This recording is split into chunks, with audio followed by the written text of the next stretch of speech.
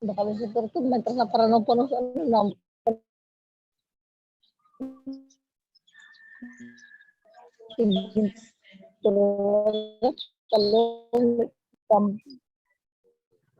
Pamati ang pag-year ko lang ako nito.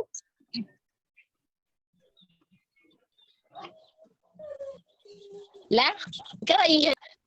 Ano ka mo si kakaulan ka? Hindi ko na nakaano kay Arnaldo. Kapag umpisa.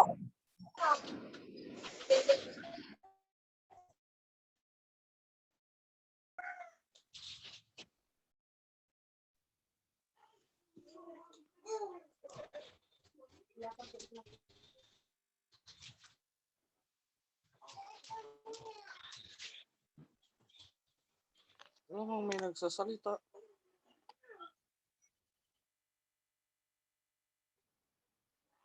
Ano may ko yun?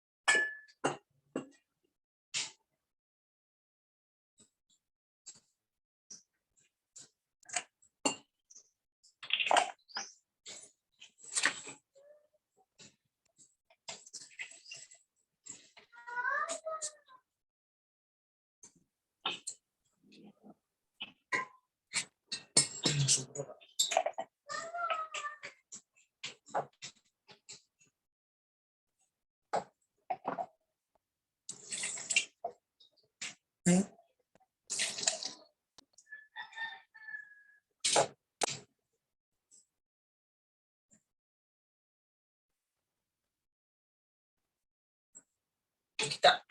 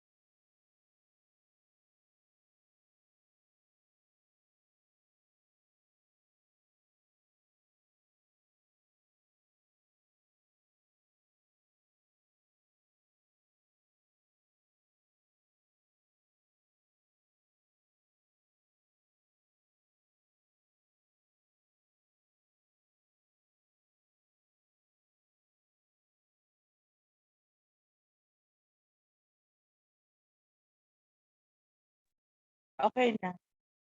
Hello, good morning po. Good morning po sa lahat. Any moment po, magsisimula na ang ating activity for today. We already have 800 participants. I hope by now meron na po kayong hawak na safety assessment tool. This will be our guide for this orientation. Acting as our admin for this Zoom meeting is Sir Vincent Araneta. May we start now, Sir Vince?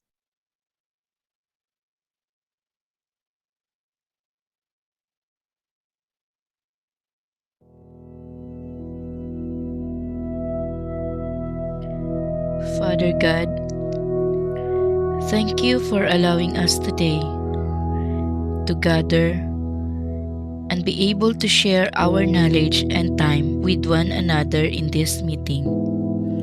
We pray that you would deepen our comprehension, broaden our thinking, and guide us in understanding of what we are about to discuss today. Bless our colleagues in DepEd as we work for a better quality education amidst the pandemic. May you bestow your blessings after this meeting so that we may be able to perform our roles and responsibilities in the spirit of your love and generosity. Amen.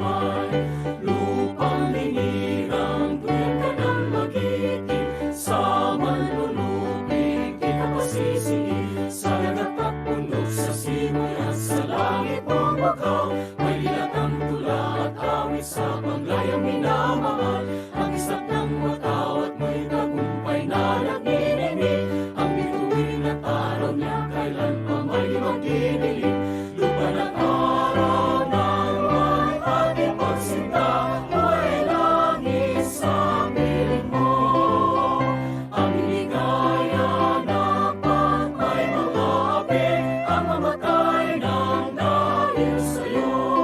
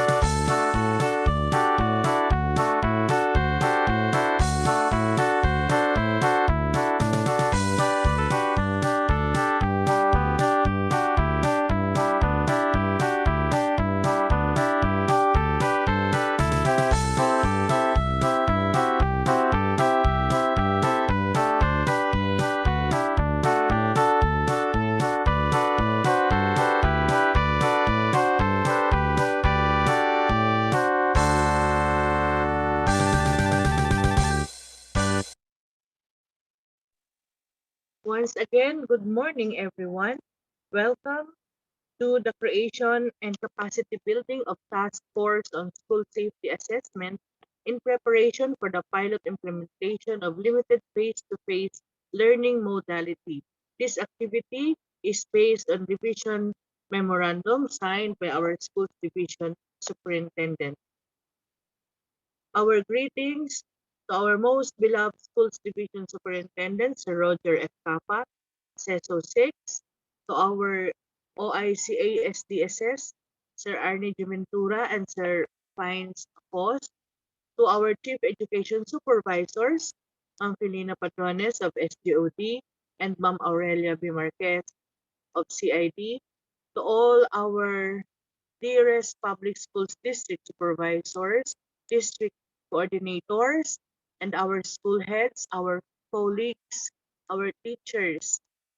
Good morning po sa inyong lahat. To start this activity, may we hear a message from our Assistant Schools Division Superintendent, who is spearheading this activity on limited face-to-face modality. Please welcome Sir Arnie G. Ventura. Good morning, Sir Arnie.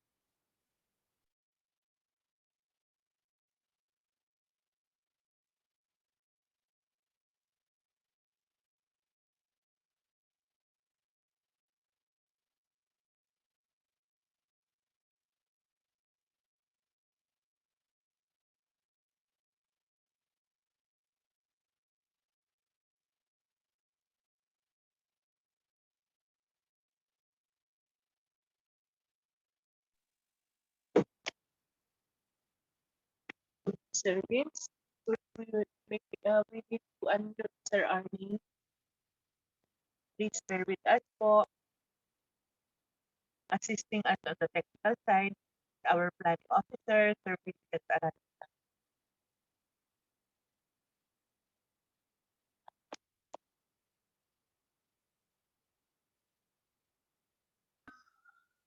Okay na. Hello, hello. Hello, thank you very much, Ma'am Daisy. Ayan.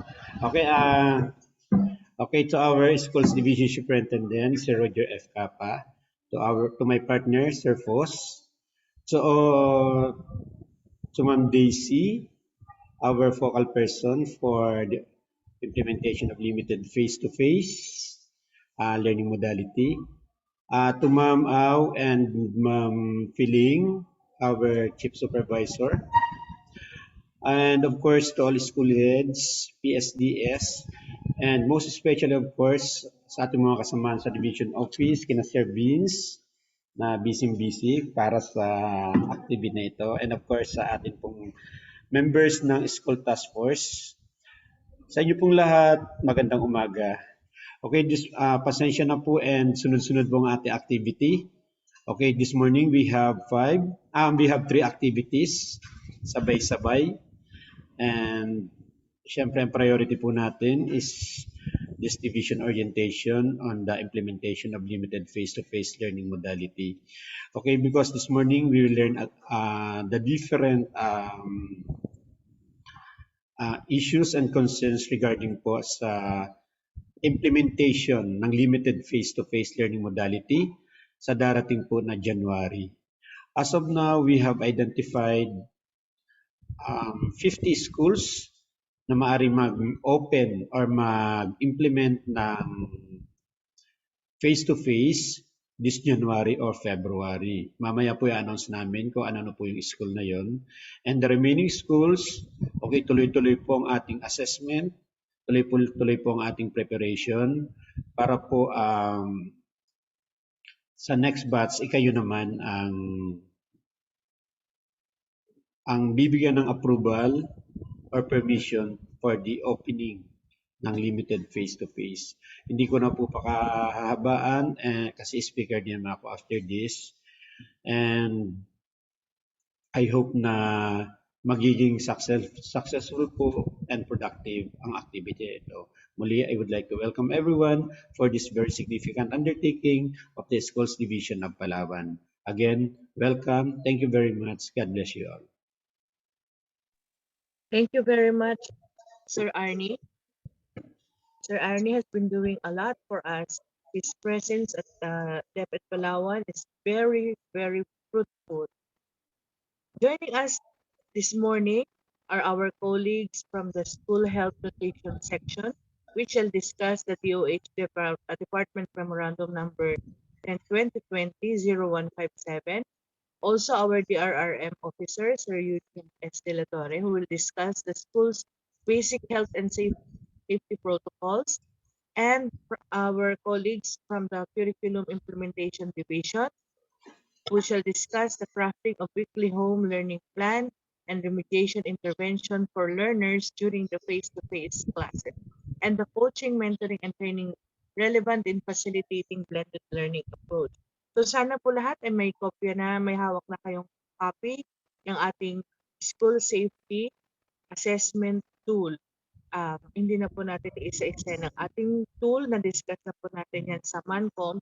Only that, Sir Arnie, we shall discuss today the salient parts or provisions of DepEd Memorandum Number 71, or the preparations for the pilot face-to-face expansion and transitioning to the new normal, and DepEd DOH Joint Memorandum Circular Number 01, Series of 2021, or the operational guidelines on the implementation of limited face-to-face learning modality. And now I am turning over back the floor to our most hardworking ASDS, Sir Arnie G. Ventura. Thank you, Sir Arnie. Okay, thank you again, Ma'am Daisy. Okay, again, maganda umaga po sa inyong lahat. Okay, first, I would like to thanks everyone for attending to this activity. Napakahalaga po na activity na ito, and I hope na you will learn a lot from this orientation. And of course, salamat po sa ating pong ITO, Sir Kevin, and of course, ating planning officer, kay Sir Vince, for assisting me for this activity, and of course sa ating pong focal person, Ma'am Daisy. Thank you very much. At ganoon din po sa ating mga speakers from DRRM, from School Health and Nutrition section, and of course from the Curriculum Implementation Division headed by Ma'am Au. And then, okay, this morning po, magbigay lang po anong ilang inputs or ilang insights para po sa implementation ng limited face-to-face learning modality. Okay, next slide please. Okay, I will just give you some sa background ng ating joint circular ng DepEd and DOH, joint circular number 1 of the Department of Education and the Department of Health. Okay, as we all know that the President has approved on September 20, 2021, the joint proposal of DepEd and DOH for the conduct of pilot face-to-face classes in 100 public schools and 20 private schools, or a total of 120 schools nationwide. Ongoing na po ang implementation ng limited face-to-face ng 120 schools na yun, 100 for public schools and 20 for the private schools. Nag-start po sila last November 15, and hopefully by February matatapos po siya. And in preparation for eventual school reopening or blended learning, caution must be observed, and extensive planning should be undertaken to prevent the schools from becoming epicenters of resurging cases in the country. And as part po, in preparation po sa opening ng lahat ng school para po sa implementation ng face-to-face, ayan, marami po tayong matututunan this morning kung ano na po ba yung ating ipiprepare para po tayo ay ma-qualify sa limited face-to-face implementation. Okay. Once the government expands implementation beyond pilot schools, all the aforementioned imperatives shall be considered in the development of models for the safe resumption of face-to-face learning, including the implementation of blended learning. After po ng one grading or one quarter from November to February, after po ng one grading, after po ng second grading, mag-i-start na po muli ang implementation or expansion. Expansion ng limited face-to-face, and as I have mentioned while ago that there are schools or 50 schools in Palawan na mapapasama sa expansion. And the remaining schools shall be included in the full implementation.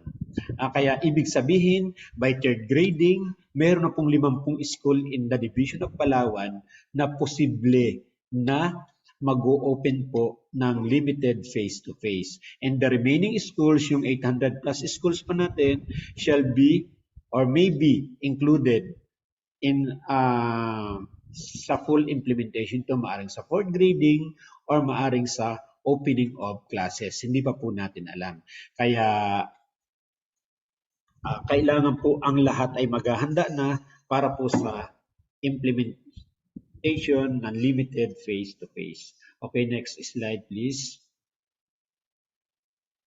All public schools nationwide shall conduct a self-assessment using the school safety assessment tool, okay, in preparation for the expansion phase and onward transitioning to new normal of face-to-face. Not just public schools, hindi lamang po yung 800 plus na public schools natin, and even the private schools in the entire Palawan.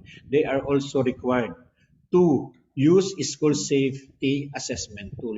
Ano po yung inclusion number 1 sa ating pong DepEd memorandum o yung po yung DepEd memorandum number 71 series of 2021. Yung po ang nandun po nakalagay or naka-attach doon yung school safety assessment tool that was discussed during our last MANCOM. Okay, and the school's division superintendent shall facilitate the administration of the school safety assessment tool in all schools in their respective area of jurisdiction and determine the level of readiness based on the result of SSAT. For schools with substantial gaps, based on the result, the STO shall provide assistance to address the gaps and improve readiness. Kaya nga po, mamaya muli ko pong i-discuss sa inyo ang ating improve suggested work plan or action plan para po sa implementation ng ating face-to-face. Meron po ako yung i-prepare na action plan para updated po yun, para yun po maging guide ng bawat school. Okay, next. Okay, the scope. Okay, the scope of this policy shall provide guidance on the mechanisms and standards on the resumption of face-to-face classes. The guidelines shall also cover the roles and responsibilities of stakeholders across governance levels to ensure effective, efficient, and safe implementation. Okay, ito pong joint circular na ito, memorandum circular ng DepEd and DOH.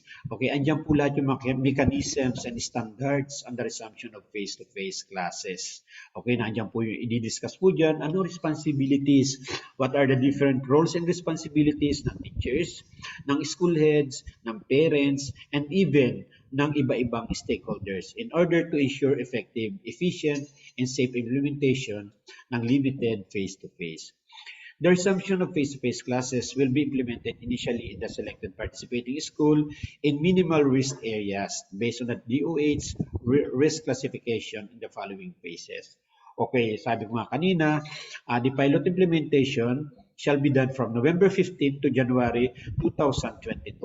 And the expanded implementation after January, maaring February or third quarter, start na po tayo ng expanded implementation. And just this morning nga po, pinag-submit po tayo ng 50 schools na mag-i-implement or i-include for the second phase, which is the expanded implementation. Meron sa expanded implementation, nag-submit po tayo ng 50 schools.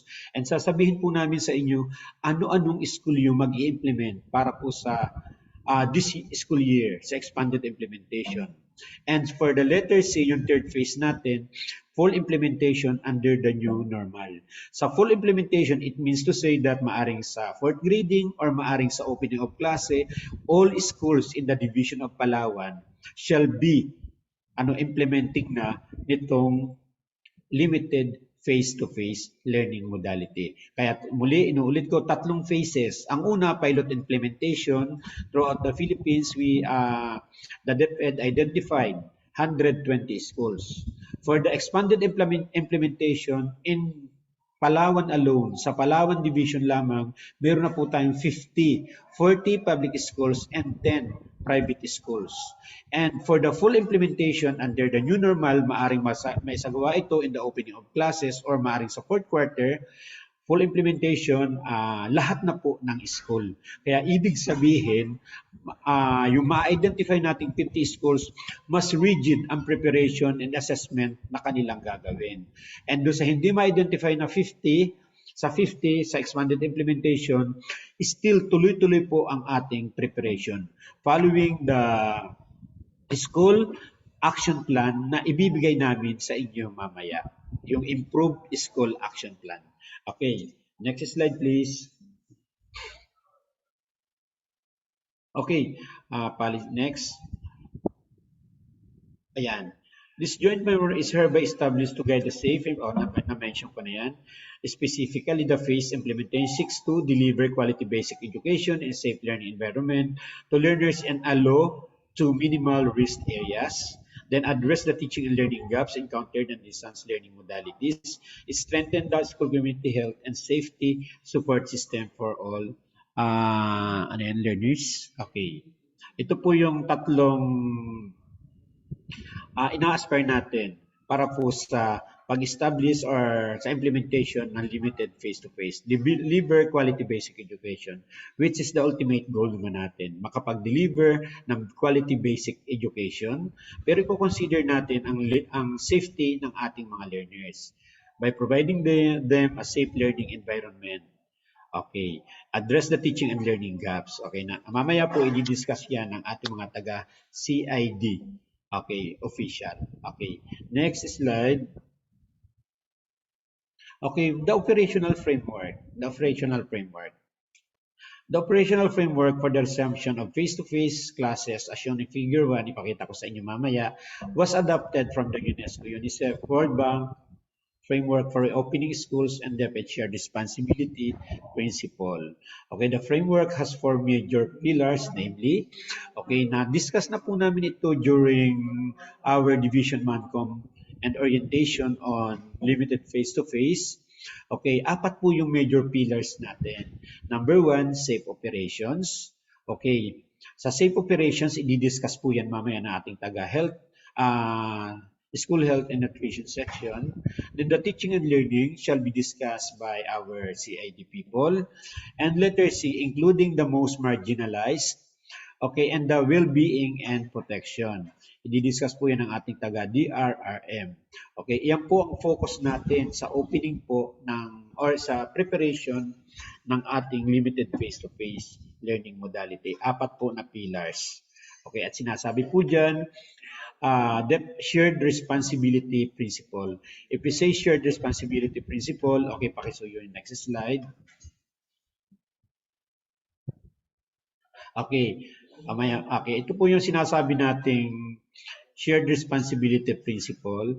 The DepEd and the DOH, the school and families, the LGU and community, and other concerned government agencies, they have roles and responsibilities to be done para po sa implementation ng limited face-to-face. It is not the sole responsibility of the school head or the sole responsibility of the teachers, kundi ito po ay shared effort, shared responsibility ng lahat ng mga tao sa community, kasama ating LGU, kasama ating mga parents, and other agencies.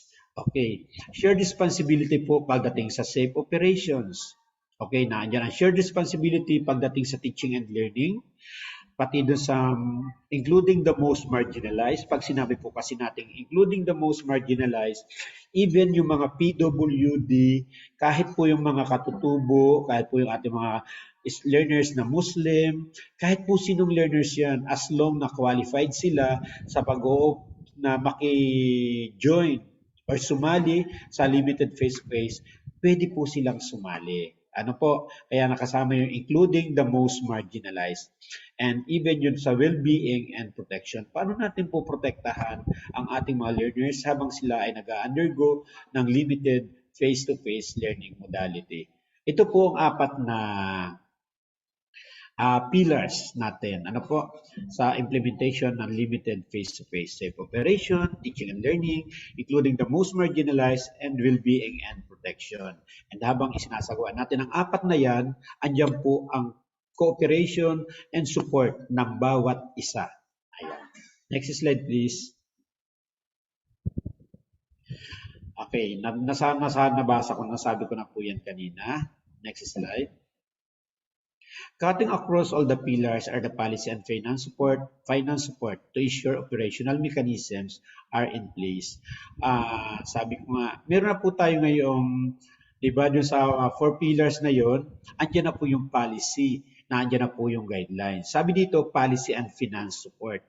Okay, existing na po yung policy. Dinidiscuss na po sa amin sa inyo yung policy and finance support. Yun na lang po hintayin natin. Kasi there will be a finance to ensure operational mechanisms are in place. May support naman financially. Okay, kaya lang hindi natin alam kung paano yun or kung magkano yun. Central to this is the shared responsibility principle. As I have mentioned a while ago, that each of us has a crucial task or crucial roles and responsibility para po sa pwede nating i-share para po diyan. The framework will effectively engage the entire society in making sure that learners are safe and healthy while attending the face-to-face classes. Specifically, the framework puts the learners' health and safety at the heart of the implementation, allowing them to learn better. Okay, the ultimate goal po natin dito, second ay yung munang learners' health and safety. Then, follow na po yung learning. Ano po? Kaya, i-consider po natin ang primary concern po natin is the learner's health and safety pa rin. Okay, next. Okay, eligibility of participation to the implementation of face-to-face classes. Sino po ba yung pwede na mag-participate? Okay, sa schools, the school shall be located in minimal risk areas based on criteria set by DOH before they can participate in the limited face-to-face classes. In the case of Palawan Division, most of our schools now ay nasa minimal risk area na. Ano po? Kung titingnan natin, level 2 na po ang Palawan province, ibig sabihin, nasa minimal risk area na tayo. Pinapayagan na hindi magsuot ng face shield, okay, mababa na po ang cases ng COVID. Kaya ibig sabihin, most of the schools here in the division of Palawan is located in or are located in minimal risk areas na. And they can participate na sa limited face-to-face classes. Then, participating public and private schools shall pass the school safety assessment using the school safety assessment tool. Okay, last month, we have already provided you a DepEd Order 71 series of 2021 na kung saan naka-attach doon yung school safety assessment tool that you will be using in the assessment of your school. Yung po ang tool na gagamitin natin sa pag-assess ng inyong school. Diba, sa letter A, qualified na po tayo. Qualified na inyong mga school kasi nasa minimal risk area na kayo. Pangalawa, meron po tayong tool or instrument na gagamitin, checklist, kung tayo po talaga ay totoong qualified na. Okay, next slide. Results shall be validated by a composite team from the school's division office based on the standards specified in the school safety assessment tool. Okay, yung pong tool na yun, after ma-accomplish natin or after makapag-assess tayo, kung readiness ng ating paaralan, yung po ay i-validate ng composite team from the school's division office. Ano yung composition ng ating composite team from the DO? We have the Disaster Risk Reduction and Management. Sino po ang ating focal person dito? Si Sir Eusgene dela Torre po. Then the SDO, Health and Personnel. Lahat po ng ating mga doctors, mga nurses, kasama po diyan. And of course, our planning officer. Okay, planning officer, si Sir Vince, siya naman po in charge sa lahat ng data na isasubmit natin. Then the SDO engineers, in charge po sila sa lahat ng physical facilities, sa assessment ng physical facilities ng bawat paaralan.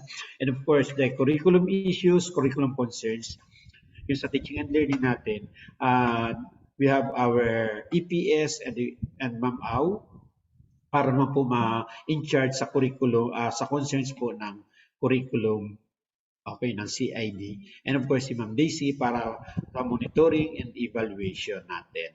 Okay, ito po yung mga composition ng ating division team. Of course, kasama rin po natin dyan ang ating mga PSDS and ang ilang kasamahan natin sa field bilang member ng Division Field Technical Assistance Team o yung tinatawag nating DepEd.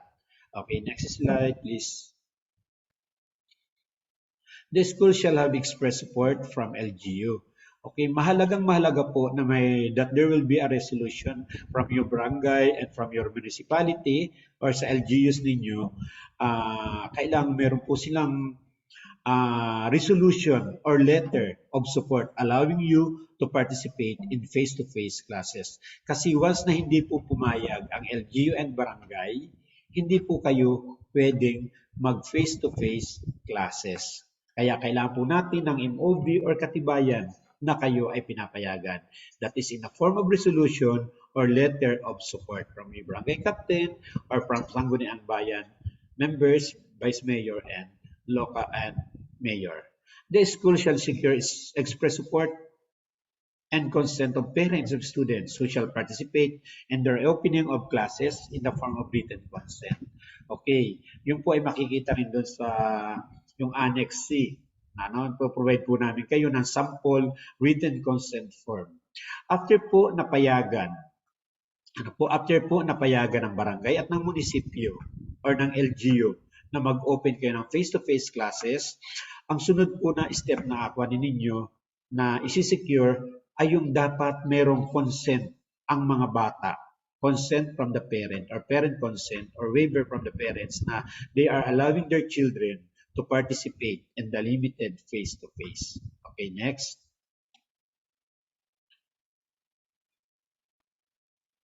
Next slide, please. Okay, yun po ang role ng school.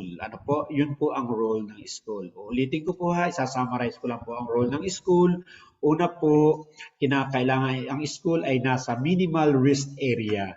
Lahat po ay qualified. Lahat po tayo ay nasa level 2 na minimal risk area. It means to say lahat ng school ay qualified. Second, ang school po ay kinakailangang mag-conduct ng self-assessment using the tool na provide ng DepEd. Number 3, kinakailangan payagan ng LGU at ng barangay. And number 4, lahat ng mga bata magpa-participate ay kinakailangan may parent consent or waiver from the parents. Ano naman ang role ng teachers at ng employees, ng mga non-teaching personnel at teaching personnel natin? All teachers and employees who are 65 years old and below with no diagnosed comorbidities shall be eligible to provide service during the conduct of the face-to-face classes. Lahat po ay pwedeng tumulong or magbigay ng service sa ating limited face-to-face classes. Okay, kahit siya ay 65 years old, pwede po. Okay. Likewise, teachers and employees who are considered PWDs, pregnant and lactating, whose services are indispensable under the present circumstance, may be considered eligible. Sabi dito, wala pong pinipili. Even PWDs, kahit buntis, kahit nagpapadede, kahit sino pa yan, they are allowed or pwedeng tumulong or magbigay ng service sa implementation ng limited face-to-face learning modality. Next slide. Regardless of the vaccination status, teachers and other employees are eligible to participate, while those with stable comorbidities may join voluntarily. School administrators may decide on teachers and other employees, then schedule based on careful analysis of risks and benefits. Kahit pala hindi vaccinated, pwede. Sabi kasi sa guidelines, regardless of vaccination status, as long na gusto nilang mag-participate, they can or they could participate. Kahit yung may mga karamdaman, pwedeng mag-participate. Sabi dito, while those with stable comorbidities, basta stable comorbidities. Okay, kung gusto talaga nila mag-participate, pwede. Kaya nga lamang, the school head may decide on teachers and other employees the schedule based on careful analysis of risks and benefits. I-consider, i-analyze pa rin ng school head kung pwede po talaga sila mag-participate. Ano? Okay. Analyze sila yung risk and benefits. Careful analysis of risk and benefits. COVID-19 vaccination shall remain an essential strategy to complement the existing implementation of the prevention, detection, isolation, treatment, and reintegration strategies, which is the cornerstone of the country's response to prevent further transmission. Okay, di ba? Kailangan po talaga rin yung COVID-19 vaccination. Kasi yan po ang pinaka-sandata, the potent tool or the potent instrument of the country para malabanan ang COVID-19. Ang COVID-19 na yan. Kailangan natin pa rin magpabakuna. Di ba? May lumabas na pong guidelines. Hindi ko po siya nabasa ng buo, that effective December 1, once po na tayo magkaroon ng transaksyon sa lahat ng mga government offices, ang i-check na una sa atin, yung ating pong, kung tayo po ay bakunado na. Kung hindi po tayo bakunado, nakalagay po doon, kailangan nyo magpa-swab test or magpa-antigen test bago kayo magkaroon ng transaction sa government offices. Kaya bilang mga guro, kailangan po, or bilang mga guro and non-teaching personnel ng DepEd, kailangan po tayo mismo bakunado. Bakunado. Pero nandiyan naman po ating respeto sa ayaw magpabakuna. Pero may lumabas pong guidelines na effective December 1, bawat transaksyon natin sa government offices, kailangan nyo magpa-antigen. Ang visa po ng antigen, ilang araw. Ang visa po ng swab test, ilang araw. Okay, ibig sabihin, tuwing pupunta kayo linggo-linggo sa opisina, kailangan nyo magpa-antigen. Medyo mahirap po lang sinusundot sa ilong. Okay, kaya magpabakuna na po tayo. We strongly encourage everyone na kayo po ay magpabakuna na. DepEd shall encourage teachers and personnel regardless of influenza to be vaccinated for COVID-19. Strongly encourage all teaching and non-teaching personnel.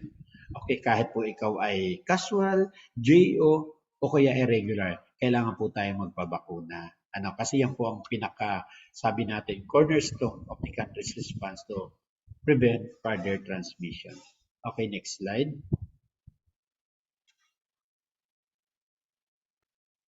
Okay, yun po ang role ng mga employees and non-teaching, teaching and non-teaching personnel.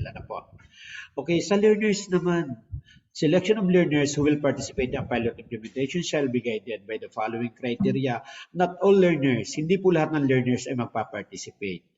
Number 1 criteria is, first criterion, participation is voluntary with signed written consent from parent or guardian. Okay, alam ang mga learner na magpa-participate, kailangan may consent sa parent. Second, only learners from within the municipality or city where the school learning center is located shall be considered. Ang priority natin na learners ay yung mismo nakatira sa barangay na yon or sa city na yon. Dapat malapit lamang sa paaralan ang kanilang tahanan.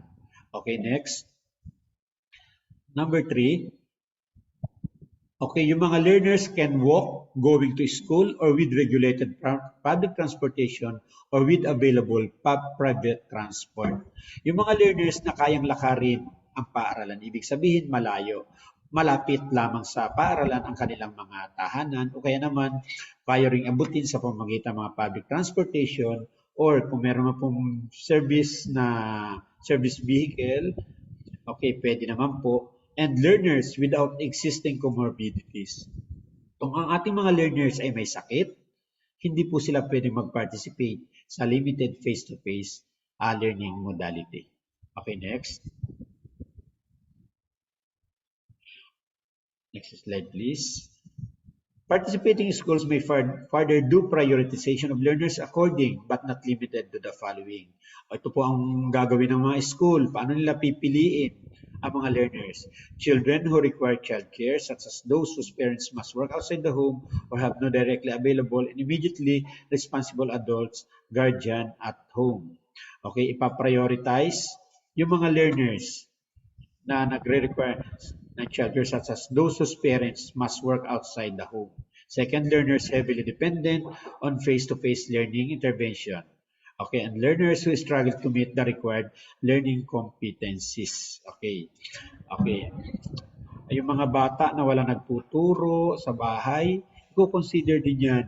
Yung mga bata na ayaw mag-module, pero gustong-gustong matuto. Ilan yun sa mga factors na i-consider. Okay, next. Sa senior high school naman, okay, senior high school learners enrolled in TBL track recurring workshop equipment in the school. I-priority rin po natin yung mga learners na naka-enroll sa TBL. Yung mga nangangailangan ng mga laboratory activities, and even yung sa STEM, kailangan din yan eh. Pero i-priority natin yung mga nasa TBL kasi yan po ang sinasabi ng guidelines. Requiring workshop equipment in the school. Yan. Kasi sa TBL, syempre iba yan eh. May mga immersion, at the same time, meron po silang mga workshop.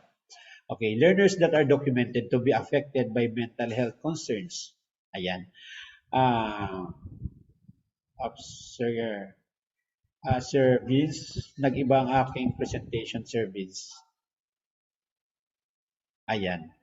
I-priority rin po natin yung mga learners na affected na yung kanilang mental health condition. Ano yung mga batang inip na, mga batang ayaw na sa bahay at gusto na makalabas, i-consider din po natin yun para i-priority sila sa limited face-to-face. Okay, next slide. Okay, guidelines on safe reopening. Okay, that will be discussed by other members of the division task force. Okay, they are from Escalate and Nutrition Section, from the RRM, and from the CID. I-discuss po yan mamaya sa inyo ng ating mga speakers. Okay, yung guidelines, yung detailed guidelines. Okay, next slide. Okay, ito po yung action plan. Ibibigay ko lang po sa inyo yung action plan. Okay, ng division. Okay, last November 14 to 15, we have already organized task force. Okay, para po sa implementation of limited face-to-face. Okay, ayan po ang mga member, yung mga binanggit ko kanina na members ng division task force. Ayan po, na-organize na po namin yan November 14 to 15. Okay, next. Next slide. We have already crafted an action plan, division action plan, and we have already discussed sa during month meeting yung DepEd order na Memorandum Circular number 1 na DOH and DepEd, and even the overview on school safety assessment tool na discuss na rin po namin yan, yung DepEd Memorandum number 71. Na-discuss namin yan during November 16 na itinatinan ng lahat ng mga school heads and PSDS. That was during our MANCOM meeting. Okay, tapos na po yan. Then next. Next slide, please, service. Okay, and ngayon nga po, November 22, we are currently conducting the division orientation on the guidelines on the implementation of limited face-to-face para po ito sa mga members ng school task force. Ito po ang ginagawa natin ngayon. And we hope na every member of the school task force will be oriented sa lahat ng mga isinasaad ng guidelines na ito. Sana po lahat ay matuto. Sana po ay manawaan yung school safety assessment tool or anong gagawin sa paghanda para po sa implementation ng limited face-to-face. And that is our primary objective of ng activity natin ito. Ma-equip kayo tungkol po sa safety assessment tool at sa paghandang gagawin para po sa implementation ng limited face-to-face. Next. November 22 po yan, yung araw na ito. Okay. At mula po bukas hanggang sa December 29. Ito ang next activity natin. Online submission and collection of data from the field. Okay. Magkakaroon na po kayo. Ang division office po, pwede na po. Ito sa division level po ha. Sa division level. November 23 to December 29, mag-iintay po kami ng result ng safety assessment tool. We are going to gather data from different schools tungkol po sa inyong readiness using SSAT, yung School Safety Assessment Tool. Okay, November 22 to 29, yan po aming gagawin sa division office. Then, Okay, after na mag-gather namin ang data, magkaroon po kami ng data analysis. We are going to analyze and review the submitted data from January 3 to January 15, 2022. I-review na po namin ang gathered data na yon. Okay, and aside from January 20 to 30, yan, we are going to validate those submitted data. Particularly po doon sa 50 schools na aming ma-identify. Okay, ito po ang Division Action Plan para po sa pangkalahatan. Pero magkakaroon pa rin po kami ng adjusted plan para naman po sa 50 na schools na aming ma-identify. Ibig sabihin po, yung 50 schools na aming ma-identify, mas bibilisan po nila ang pag-a-analyze at pag-prepare at pagsasubmit ng mga data. Mas bibilisan po nila kasi may possibility na tapos na. Mamaya, pwede ko. After this, pwede nating isalang. Okay. Pwede na isend yun sa regional office. Pakita lang kay Sir Roger. Sorry po, medyo may urgent report lang po. Okay. Magkakaroon po ng kaunting adjustment or yung po mga pipili nating 50 schools. Ano po? Okay, next slide. Next slide, please. Okay. After po na ma-analyze ang lahat ng data, magkakaroon po kami ng validation. Ang purpose po ng validation is to provide technical assistance sa lahat ng school. We are going to conduct school visitation. Maaari po siyang on-site validation or off-site validation. Okay, and we are going to check the following areas. Ano yung i-check namin? Yung 4 pillars, yung level of preparation ng 4 pillars na aming ibinigay sa inyo kanina. And that will be conducted from February 1, 2022. And who will be conducting that Who will be providing technical assistance? Siyempre, yung pong ating mga DepEd members at mga division task force na binanggit ko po kanina. We will provide you technical assistance sa lahat. Sa lahat na yan. Okay, next. February 22, 2022. Next slide. Tuloy-tuloy po ang pagbibigay ng assistance. Okay, sa second pillar, yung pong teaching and learning. Ang kikilos po dyan ay lahat ng mga taga-CID. Okay, validation pa rin yan at pagpuprovide ng technical assistance. Sunod. Next slide, please. Okay. Focus naman po tayo sa third pillar, well-being and protection, February 2022 pa rin yan. Opo, provision of technical assistance. Then, another slide. Ayan, i-check pa rin ang planning kung talagang yung mga most marginalized learners natin ay napasama rin sa limited face-to-face. Okay. Okay. And the next slide, please. Ayan, yan sa home and collaboration. Okay. Provision pa rin of technical assistance. Next slide. Ibig sabihin, buong February 2022, puro provision of technical assistance ang gagawin po ng division office sa lahat po ng paaralan. Okay, next. Next slide. Okay, ito naman po ang school action plan. Ito po enhanced na or na-improve na. Okay, sa phase 1, we have the preparatory activity. Ito po ang gagawin ninyo. Okay, at ito po ay na-advise namin sa lahat ng school head itong unang activity. Under phase 1, planning and organizing. We have already instructed our school heads na mag-create na kayo ng school task force on the implementation of limited face-to-face classes. You have also to define their terms of reference. Pag sinabi natin terms of reference, yun po ang mga tasks or duties and responsibilities to be undertaken by each member of the school task force. And of course, the preparation of school action plan. Nagbigay po kami ng suggested school action plan. You may use that action plan or you may enhance that provided action plan. Ano po? Ibig sabihin, from November 17 to 19, bawat school ay may kanya-kanya ng school task force. That's why you are now attending our orientation para sa school task force. Ano po? Ayan. Ito po nagawa na itong activity. Ito yung planning and organizing. Next activity. Next slide please. Yan, information dissemination. Ito na po tayo ngayon. November 22, kakandak po kami ng school orientation sa lahat ng members ng school task force. Okay, meron diyang mga teachers, meron diyang SGC, or kung sino pa man. Yun po ang ginagawa natin ngayong araw na ito, orientation. At simula po bukas, November 23 to December 20, magkakandak na kayo ng evaluation sa inyong paaralan. Sino ang persons involved yan? Of course, kayo po yan, headed by school head. Okay, school task force. You are going to conduct evaluation using school safety assessment tool.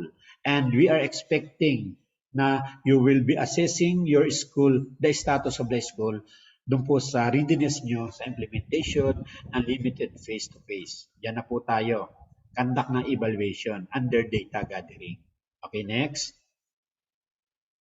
Okay, kapag tapos natin makapag-conduct ng assessment sa ating mga school using SSAT, in January 3 to 15, 2022, okay, next year na yan, January 3 hanggang January 15, uploading of SSAT to Division Online Facility. We will be providing you a Division Online Facility.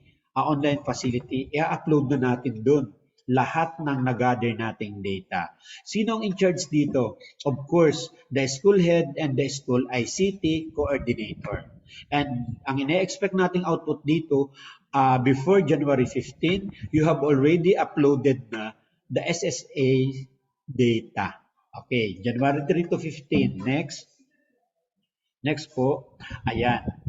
After po ma-upload nyo yan, ayan, dadako na po tayo sa on-site and online validation.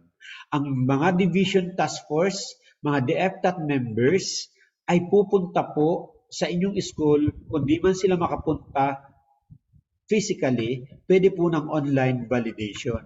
Through the help na rin ng ating mga nurses sa field, ng ating mga PSDS, okay, magkakaroon na po kami ng online validation sa inyo buong buwan ng February. Kasi yan po nakalagay sa Division Action Plan. At the same time, mapansin natin na consistent ang lahat ng mga activities natin sa division level. Consistent, ano po, school and division, pare-pareho po ang ating mga activities. Bababa na po ang division task force in order for you to provide, in order to give you technical assistance in the different pillars ng school opening. Nandiyan ang managing of school operation. Next slide. Okay, nandiyan yung sa teaching and learning. Okay, sa teaching and learning, ang in charge dito mga taga-CID. Learning resources, i-check yan. Okay, i-check ang mga class program, teachers program, learners profile, work-home learning plan, teacher support, learning action cell, coaching, mentoring, and trainings, and other preparation na may kinalaman sa teaching and learning. Okay, next.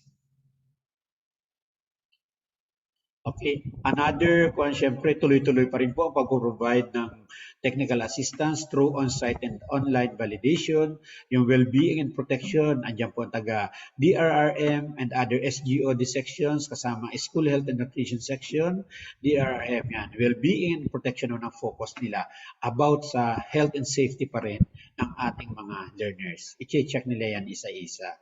Okay, next. Okay. Ang planning naman, pihadong online validation ito, i-check lang naman nila yung mga data. Okay, may mga learners ba or mga disadvantaged learners na kasama sa implementation ng face-to-face. Meron bang pipi, meron bang bingi, meron bang may mga kapansanan, meron bang mga Muslim, meron bang mga IP, okay, nakasama. Ayan. Next. Then, after po makapag-validate, after po makapagbigay ng technical assistance, dadako na po tayo sa phase 2. Recalibration of plans. Okay, base sa mga ibinigay na technical assistance of the members, from the members of the division task force, magagawa muli kayo ng plano. Yung plano na yun ay base sa findings, base po sa validation, sa outcome ng validation ng ating mga DepEd and Division Task Force. Ang gagawin po muli ng school head, Okay. And members ng school head, magkakandak siya ng meeting with the members of the school task force. Bakit siya magpapamiting? To discuss the technical assistance provided by the DepEd or SDO task force during online and offline validation. I-discuss nila saan ba tayo kulang, saan ba tayo nagkulang, ano ba ang dapat nating accomplish, ano ba ang dapat pa nating gawin para mas mapaganda ang ating plano. Based from the provided TA, okay, magkakaroon po ulit tayo ng plano. Itong ating gagawin. Okay, ito. Ayan. Yan po ay gagawin po rin po natin maaaring sa February 2022 o kaya naman ay March na yan. Depende po yan sa inyo. Depende kung kailan kayo na-validate at kailan kayo na-bigyan ng technical assistance. Okay, next. Under pa rin po ng phase 2. Next slide, please. Ayan. Okay, syempre, pag kayo nag-meeting, magde-develop na kayo ng action plan. Ayan. Gagawa uli kayo ng action plan, i-improve nyo na yan based on the findings or the TA provided. Okay, next. After makagawa kayo ng action plan, you are going to implement na the strategies and activities na isinama ninyo sa inyong action plan. That will be conducted maybe March po yan.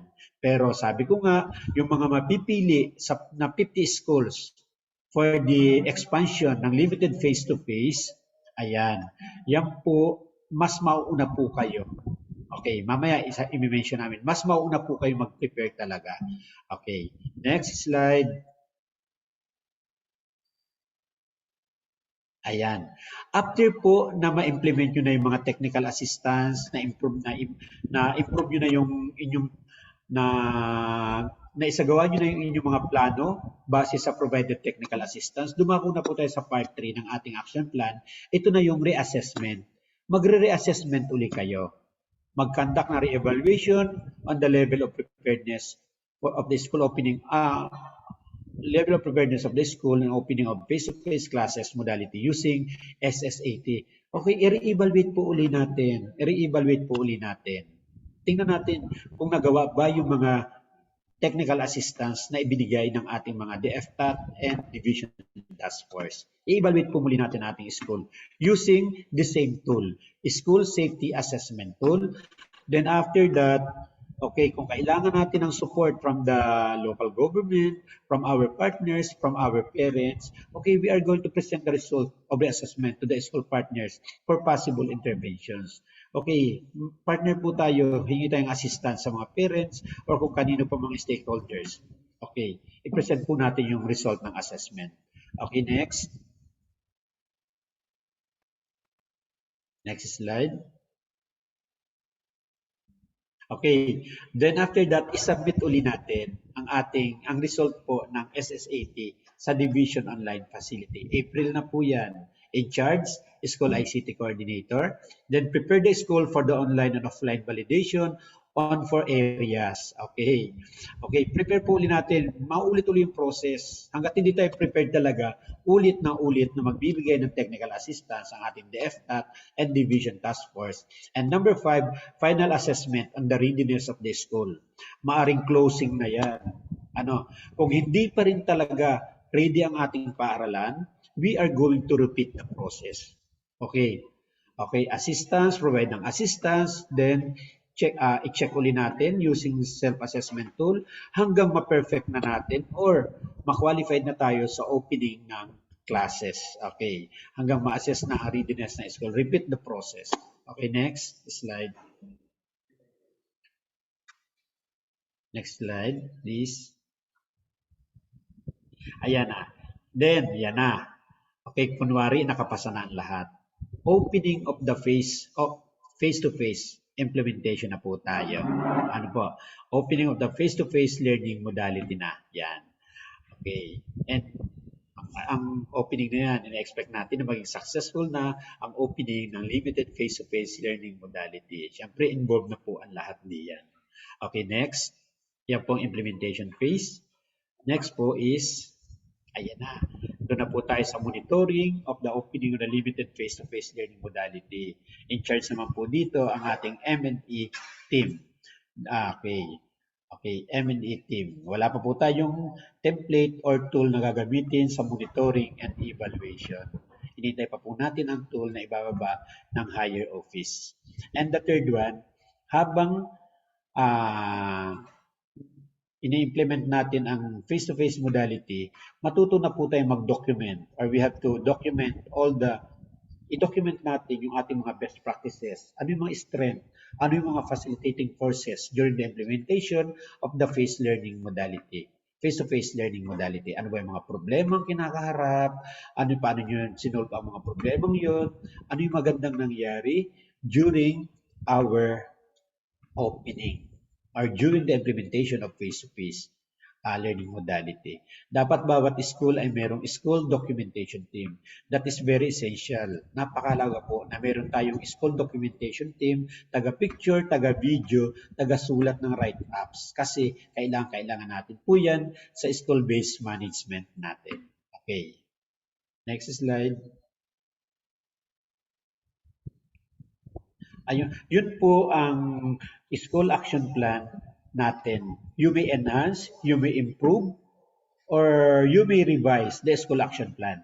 Pero ang suggestion po namin, you have to follow those steps kasi para po kayo ay guided. And this time naman po, bago po ako magpasalamat, bago ako bago po tapusin, ito po yung mga identified schools natin. Sir Vince, pakisuyo.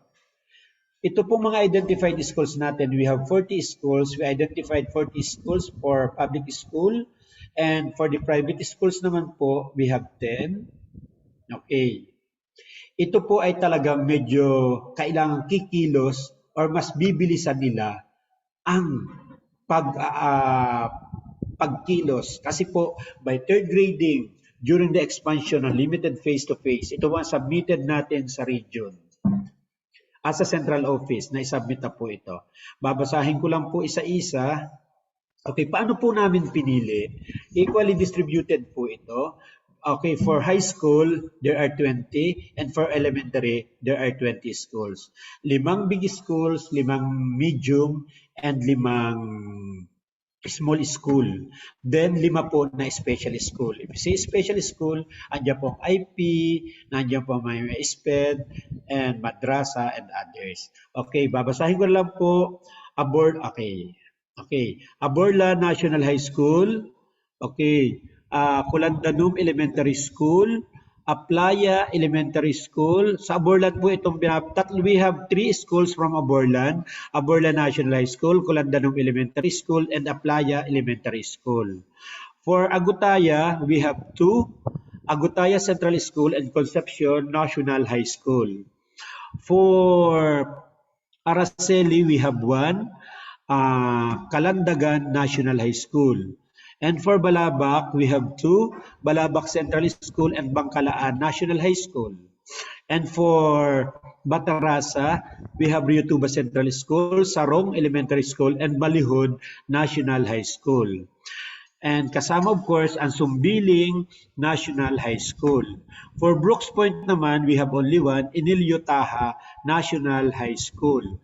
And for Boswanga, we have 2, Salvacion Elementary School and Concepcion National High School.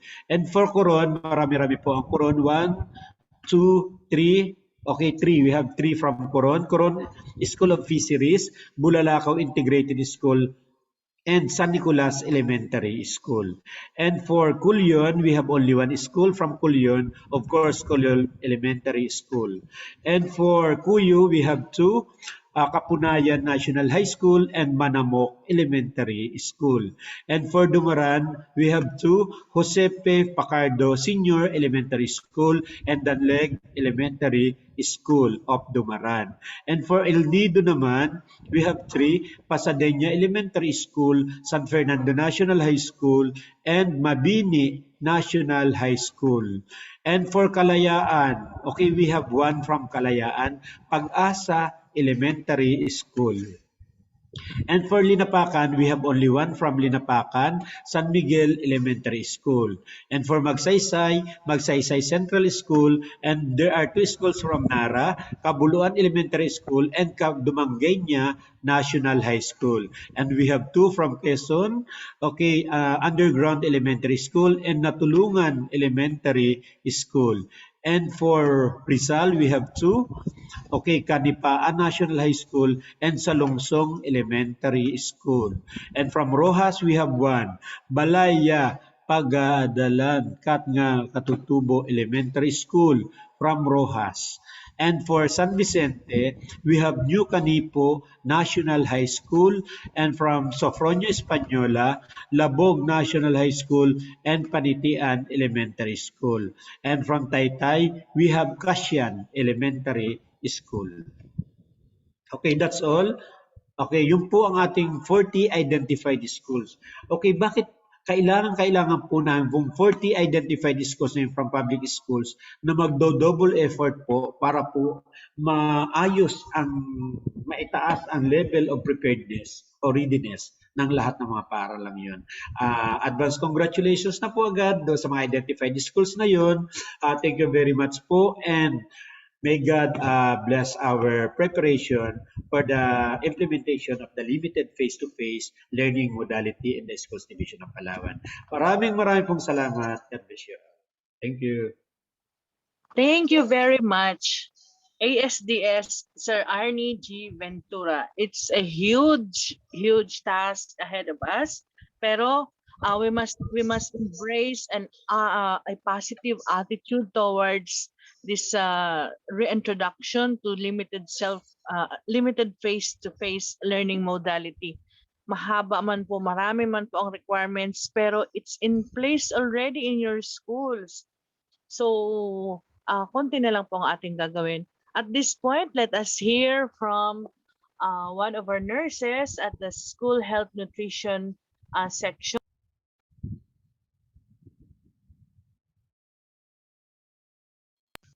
Sa ating pong nurse, you have the floor. Thank you.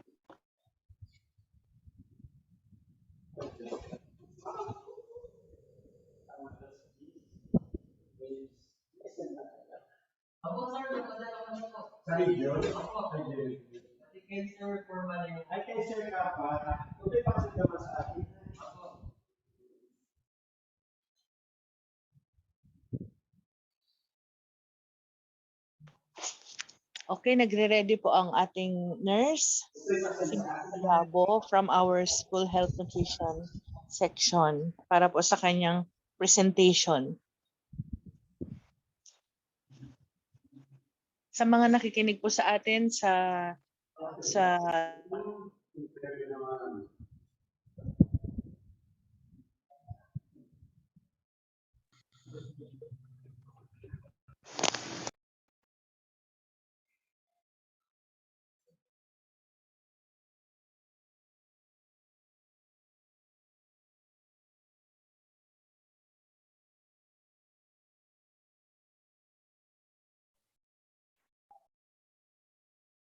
Yes po, good morning. It's just information po to share my presentation.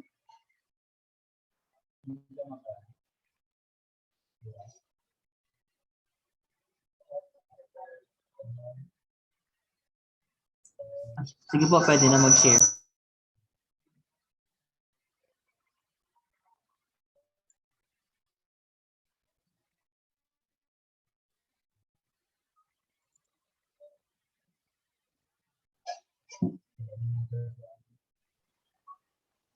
If you have questions, pwede nyo pong i-type sa ating chat box, and we shall respond to your questions later.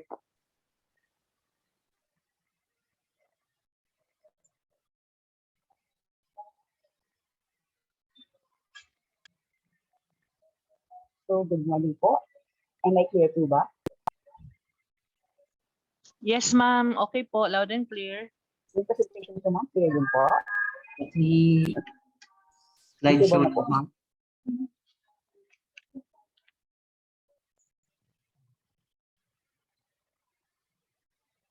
So, I would like to give our ever maasahan SDS, Sir Roger F. Papa, to our very supportive to ASDS, Sir Pinoy Bifos, to Sir Arnie G. Ventura, to our CID Chief, Ma'am Al Marquez, to our SJOD Chief, Ma'am Pilina Picadones, to our focal person, Ma'am Lisa Aguero, to our facilitator, IT, Sir Vincent.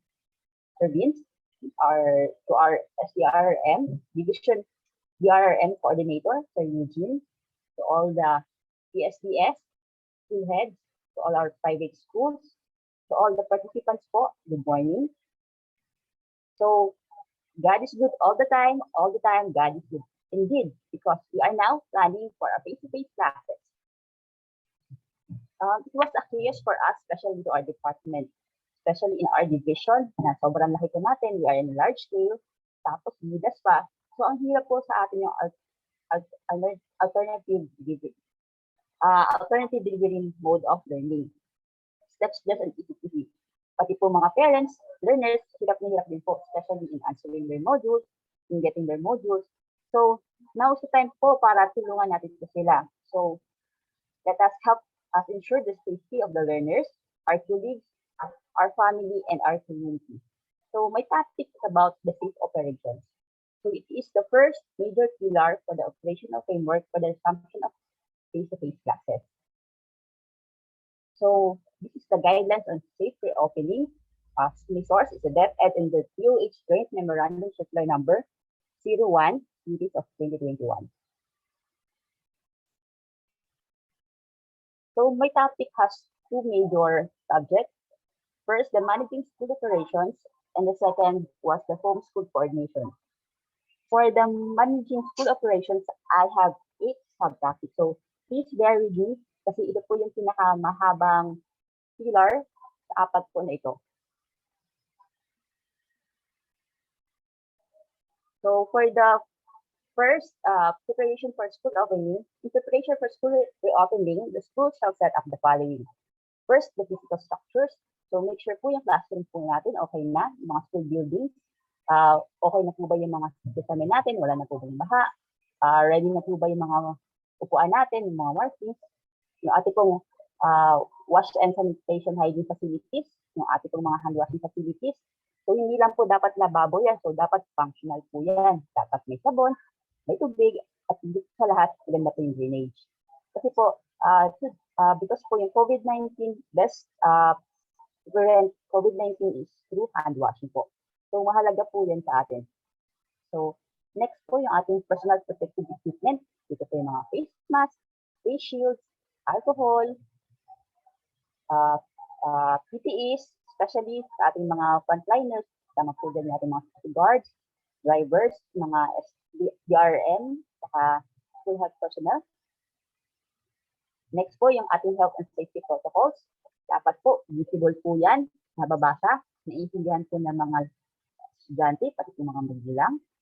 Tapos po yung ating learning materials, yung ating mga textbooks. Dapat po, ready na po yan. Tapos, if ever man, kunyari, magkaroon ng cases sa school, ma-lockdown, dapat may alternative na po tayo, learning system. Ma'am, excuse po. Yes po. Paki-slideshow lang. At naka-slideshow na po ito, sir.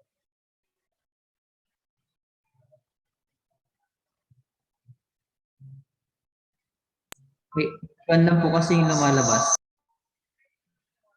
Okay, so try to po i-out for a while.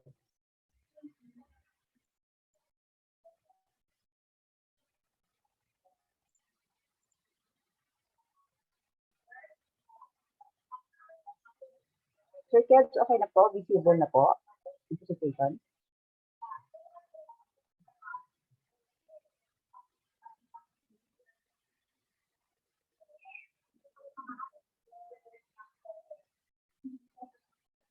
Hello, Sir Kevin?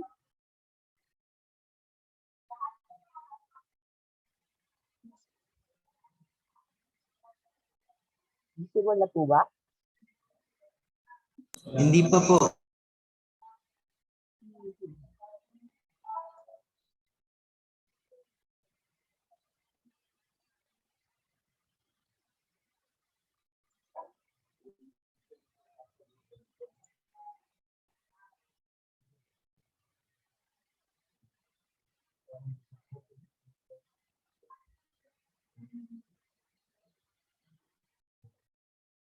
Then, Sir Red na po?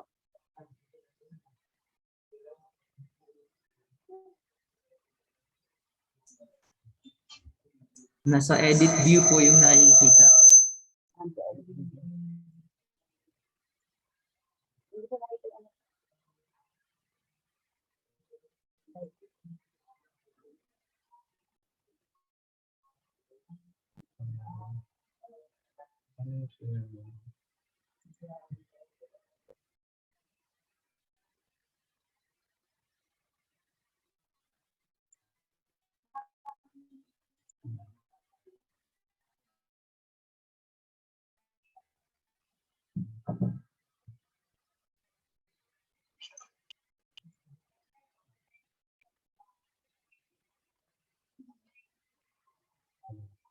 Yan po si Kevin. Visible na po. Slideshow. Ganun po. Okay. Thank you. So, sorry for that technical difficulties. So, dito na po tayo sa letter F, yung ating class programs. So, dapat po prepared po ito. So, ano pong klase ang magiging po ng class program dito, kung first shifting ba, or yung half class, physical reporting, or yung half class, work from home, or alternative learning po sila, or RDI, online, or module, yung ating human resource equipment, and so yung ating manpower. This all should be in accordance with the guidelines and the DOH Administrative Order number 2021-0043.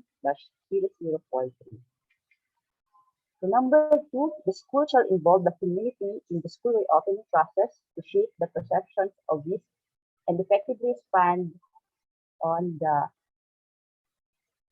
health crisis through localized efforts. So, kailangan po natin makapagtulungan sa ating local community, sa ating barangay, na if they are willing sa ating school na mag-start po tayo. Kasi, in time po, pag magkaroon po ng case, sila rin po tutulong sa atin. At syempre, sila yung mag-contact tracing at mag-prevent po ng other measures pa to stop the spreading of COVID-19. So, pati po parents, dapat po payag po sila na ang nila mga anak ay pupunta ng school despite na may risk ang mga anak nila na magkaroon po ng COVID-19.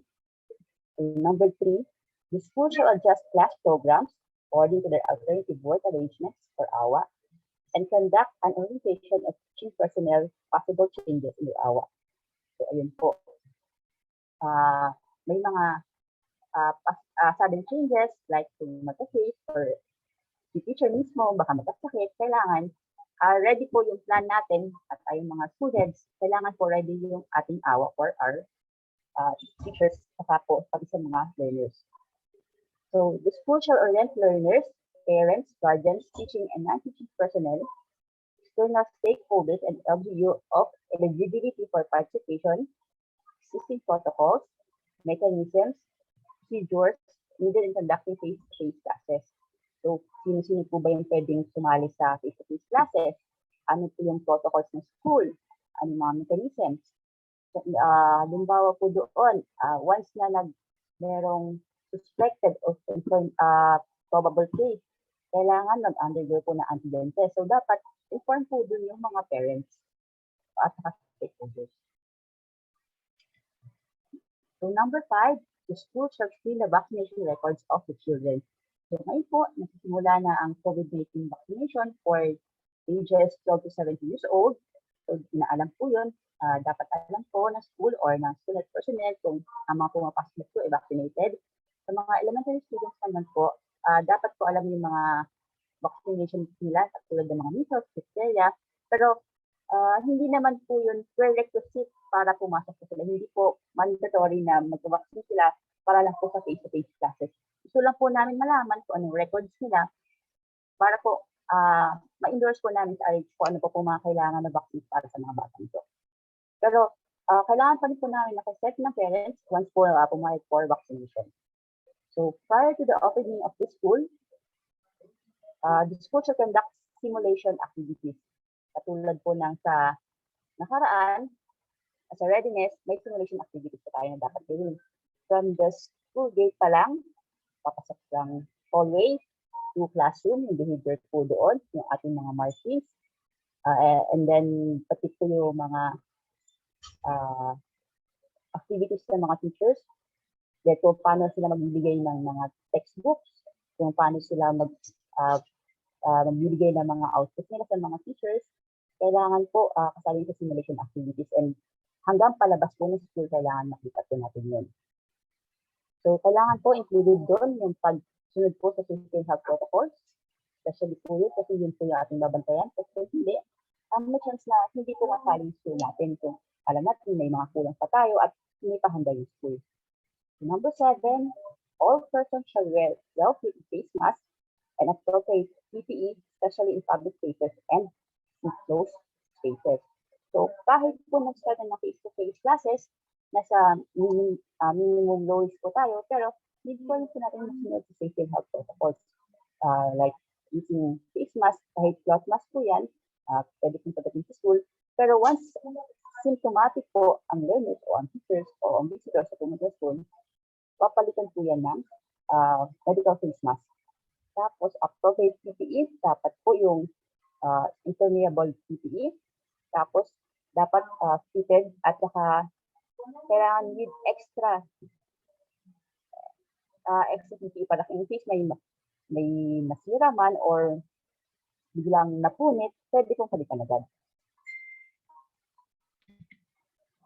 So, number 2, the classroom layout structure. Ito po ay based sa Annex D, the DepEd proposed classroom seat arrangements in classes. So, nung readiness, nakita na rin po ito. So, using new furniture in desks and chairs issued since 2018 and old desks, 2-seater, maximum of 21 learners na po sa isang classroom. So, nakita niyo po dyan, sa first row, may learner, tapos isa naka-X, naka-vacant. Then yung next table, opposite po dapat hindi niya kakapantay. And then, may X na naman po yung gilid, hindi pwedeng tabihan, and so on po. Then, pag 2 desks naman po, kailangan hindi sila magkatabi. Katulad po ng first table sa second row, may dalawang X po na upuan sa pagitan ng dalawang learners, tapos sa likod po, one learning na lang, so hindi na siya pwede magpalitan ng iba. So, yun po yung obserbahan natin, saka obserbahan po ng mga ng team para po ma-ensure natin yung safety po ng mga learners. So, if using armchairs naman po, maximum of 18 learners. So, dapat 1 seat apart.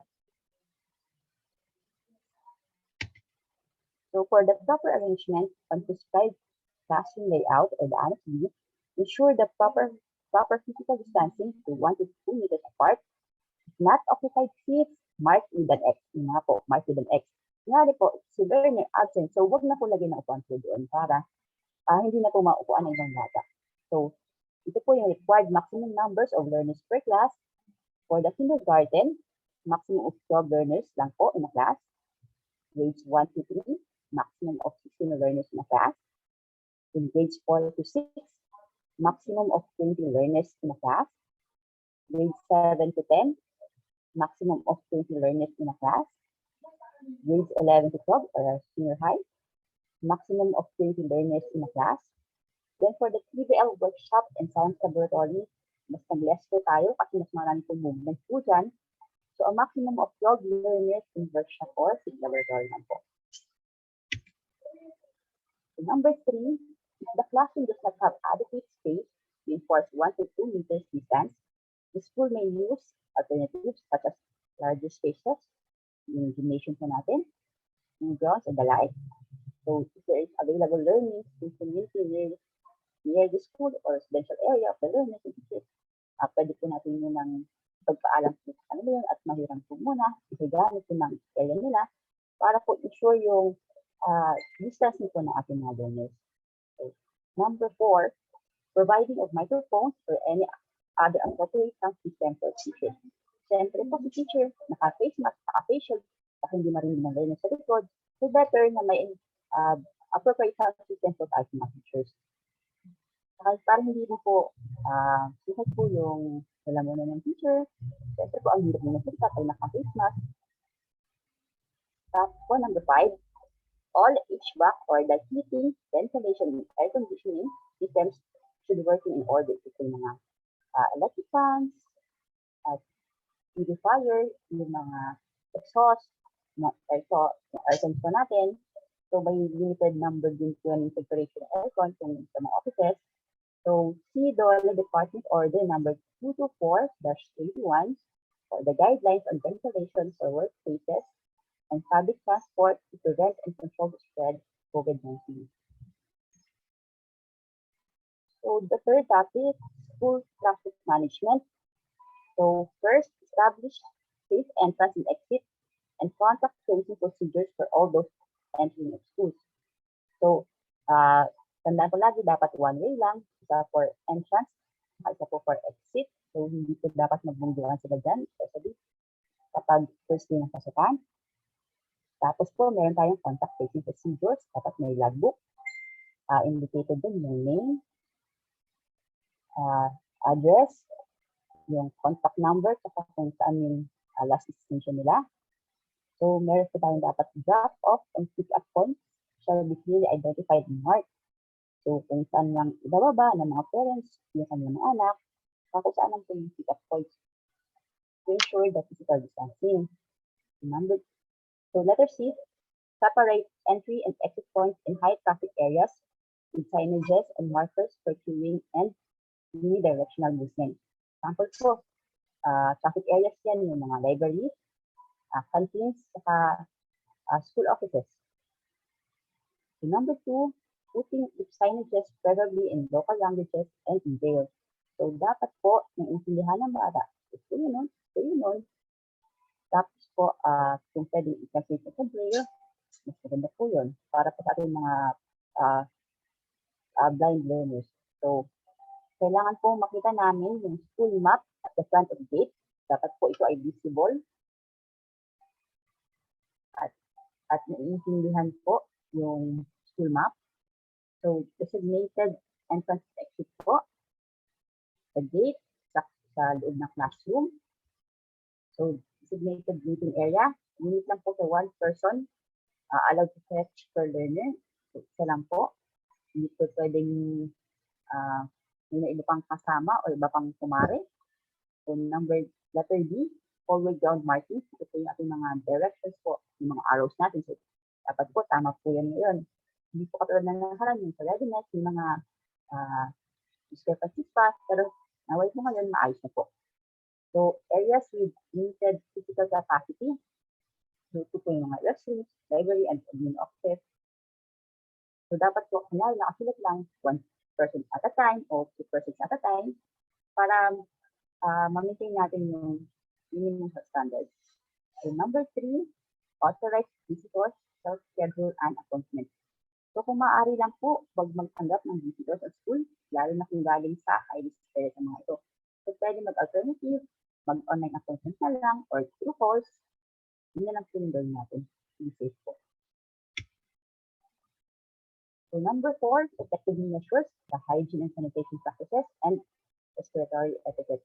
So, dito po kailangan, ready na po yung ating wash facilities. So, ito po makikita po ninyo yung mga napuntahan namin yung mga hand washing facilities na okay na sa Industrial Memorial Elementary School, Rojas, Hackness. Tapos, sa wash po, hindi lang po kasali ang hand washing facilities, pati po yung comfort rooms, dapat okay na rin po yan. Tapos, dapat yung mayroon po tayo hand washing facilities in front po ng gate, sa mga areas. On the right side po, this is from Lukbuan ES from Magsaysay District. Yun nga po, as I said, wash facilities in public areas, so dapat po malapit sa gate. Para po, once nagpasok pa lang ng learner, ng teacher, o ng parent, makapag-sigay sa pong kamay to prevent the spreading of infection. So, dito po yung solution. ES lesson sa kakalitang ES sa Indo. So, pwede naman po kayong mag-supervise, basta po, functional po yung hand washing facility. Ano yun naman po namin yung magandang hand washing facility na puro styles, kung hindi naman functional, wala pa rin po kayong style doon. So, here po, ng ES po, well-include na rin po yung kanilang hand washing facilities. At dito po sa kabila po naman, yung pag-hub po ng ES user visit na yun po, may hand washing demonstration po ang mga teachers. So, sa wins po sa wash, hindi lang po kasali ang hand washing. Kasali po dito yung toothbrushing drill. So, yung iba po lagi nagtataka, bakit wala pa kami start? Kasi po, dapat po yung hand washing and toothbrushing drill kasama po yung sa class program. Yun po yung nagbibigay po sa inyo ng start. So, class program, initiate the hand washing and toothbrushing drills for the learners po. So, dapat available po yung toothbrush and toothpaste and bar soap for kinder grade 6 units. 1:1 po yan. Dapat po meron lang isa. So, ito po, teachers na po ito nung COVID. So, ang setting na ng mga bata na nag-toothbrush at in-ensure na meron silang safety and good dental health. So, even po sa secondary, nag-toothbrushing listen po sila. Ito po ay mga grade 7 learners. So, number 2, hygienic supplies and health kits. Ito po yung ating mga face mask, face shields, mga alcohol, sunrocks. So, dapat po ito ang ating mga face masks, saka alcohols should be visible on public areas sa ating pong entrance of the gate, sa classroom, sa mga offices, sa clinic, sa library, sa canteen, basta po kung saan po yung maraming tao at yung pwedeng makingi agad. Especially po sa gate, once na may symptomatic, tapos naka-table, naka-cloth, cloth face mask, pwede po natin siyang bigyan ng medical face mask po to ensure the safety po. So, kasali po dyan yung mga gloves para kung may damputin man tayo mga surveillance or mga service waste, yung gloves po tayo for our protection, yung ating po mga thermometers. Mas maganda po kung sa entrance po yung standing na thermometer na lang po yung gamitin nyo para po to prevent na rin direct contact for the incoming learners sa teachers po to the possible COVID-19 carriers po. So, nandiyan po mga disinfectants, kasali po yan dahil every after ng class, so magkakaroon po tayo ng disinfection.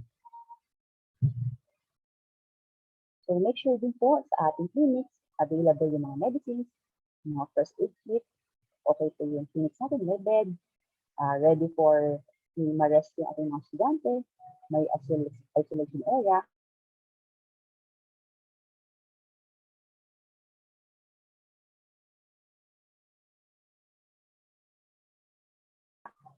So, ito po yung mga PPE po muna, i-alis ko na sa inyo.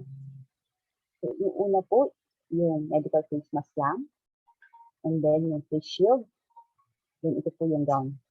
So, on the left side po, so ito po yung pwede nyo suotin during triage and screening or if you have regular disinfection na po. So, pwede ito lang po ang suotin nyo. But, if you are caring for suspected or confirmed cases and transporting the patient, you must have full PPE po. So, from medical face mask, change na po yan to N95 or pwede kayo mag-double medical mask to make sure. Tapos kung wala kayong salamin, pwede mag-eye goggles, protection po sa ating mata, then face shield again. Tapos po yung gowns natin, should be disposable o yung hindi po nababasa yung loob para safe po tayo. Then, gloves po. Tsaka, boots po kasama po yan. So, dapat po yan, covered din yung hair ninyo. Or pwede kayo mag-hairnet o yung mag-hoodie yung gown ninyo. Mas ganda po for full protection.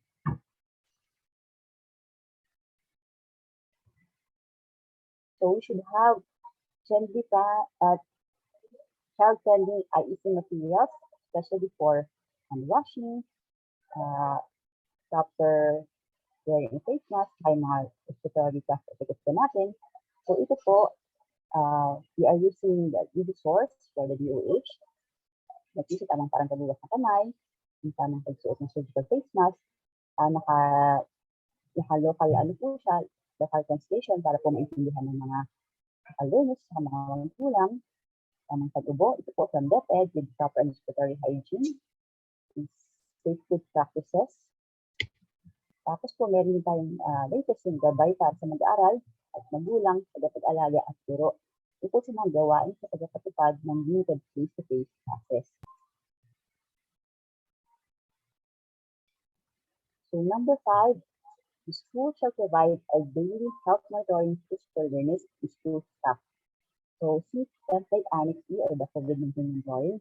Ito po may binigay akong link. So lahat po ng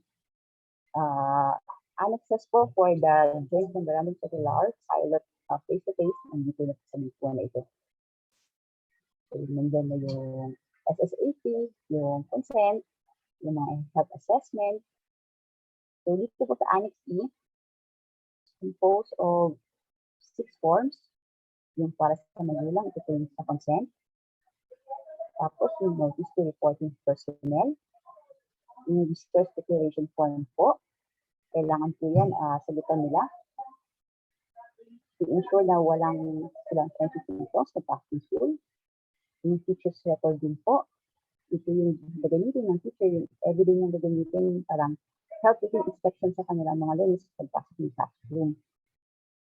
So, flagship, especially for the teachers or for the nurses, to identify the cases they receive in clinic, kasi po yung ever man nagkakaroon ng COVID cases. The school head summary. So, the school head shall keep a summary of the health status of learners and personnel, especially those who will manifest COVID-19 symptoms for proper monitoring and identification of necessary next steps. So, dapat po, inform the school head by the DRM or by the teachers or the nurses kung sino po yung ating mga possible or suspected and confirmed cases of COVID-19. So, number 6, the school shall demobilize the school COVID-19 disaster risk reduction and management team to ensure that health and safety are in place and are observed during the preparation and implementation of this place. So, pwede rin po i-join yung DepEd Task Force COVID-19 kasi po as sa PWD ng DepEd COVID-19 Task Force, nandun po si school head, si DRM, si clinic teacher o si school health personnel po. So, hand in hand po, magtutulungan po yun sila for the prevention and detection and treatment for the COVID-19 possible learners and teachers in the school. So, the school DRRM team shall also designate a safety officer who shall serve as the focal person for the health and safety protocols of the school. So, siya po mag-ensure kung tama po ba yung ginagawa ng mga designated personnel sa instant the gate, kung may mga supplies pa ba, kung sino na yung mga cases natin. So, number 5, for the school disinfection, sanitation, and risk management. The school shall follow the Department of Health Department Memorandum Number 2020-0157 entitled Guidelines on Cleaning and Disinfection in Various Settings as an Infection Prevention and Control Measure against COVID-19 and Cleaning and Disinfection of Environmental Surfaces in the context of COVID-19 for the WHO. So, ito po yung ating nagawing guidelines pag disinfect sa mga paglilinis natin ng tables or pagkukolect natin ng mga charges space. So, number 1, the school shall ensure proper disposal of infectious waste such as used tissue and mask and non-contact receptacles. So, dapat po dyan, upon orientation pa ng the parents, inform na sila about the proper waste management disposal ng school. Kasi sa mga bata, kung saan nire-repackage yung tissue nila at face mask. So, and number 2, dispose all used PPE separately to yellow trash bag container with a cover properly labeled as used PPE. Kasi po, yellow, ang code ng yellow means charges po sa disposal of waste. So, kung wala man yellow bag, at least makahanap ng suit na trash bag, then basta make sure naman mark po ng PPE. Then collect the two-yard trash bag or container regularly or twice a day. So, wag na po natin hayaan na bukas pa i-collectahin yung mga basura na po yun kasi it can cause spreading of infection. It can be after end of class and after working day. So, wag na po sa bukas. So, from designated specific area to the general collection area for treatment and disposal. So from classroom pa lang po, so pwede na yung disinfect yung teachers, mga cards, bago pa i-select ng ating activity or assigned personnel. Kasi assigned personnel naman yung na-collect na, pwede nyo ilagay sa isang container or may storage area kayo for hazardous, yun po, i-disinfect naman ulit. So, for the disposal, pwede kayo magtanong sa inyong mga sanitary engineer or sanitary inspector on how to dispose this waste. So, require the school personnel to wear a medical grade face mask and function-proof gloves when collecting handling the liquid trash bag. So, safety first po tayo. So, number 5, treatment through disinfection or spraying of collected waste with a chlorine solution of 1:10 in accordance with the Department of Health Department Memorandum number 2020-0157.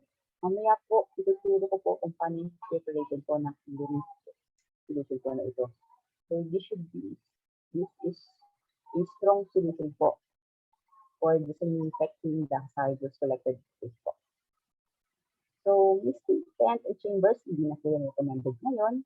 By the CDC COVID-19 leading clinical practice guidelines, ito may mga iba na allergic sa mga disinfectants or magkakos pa ito ng spread of infection po sa air.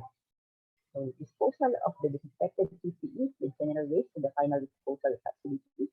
So, ito po yung sabi ko, kolektahin, tapos kolektahin the classroom, tapos i-store sa isang area, dapat i-disinfect din, tapos i-provide niya doon sa inyong either municipal or barangay waste disposal po ninyo. So, routine sanitation of frequently touched surfaces every after end of school shift. Ano ba ito mga frequently touched surfaces? Yung mga doorknobs po natin, yung mga electrical switches, yung mga tabletops, yung mga cell phones po natin. So, dapat po yan routine po na sanitize po. So, place trash bins into public stations with proper visual sensors. And so, you may put it outside of the classroom. Mga countries po dapat meron, mga comfort rooms, and with signages po. Yung nagbubulok, recyclable sa yung isang na doon, service po.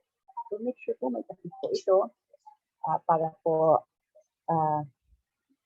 para po hindi ano ng mga aso or ng mga insekto po. At to limit the spread of infection.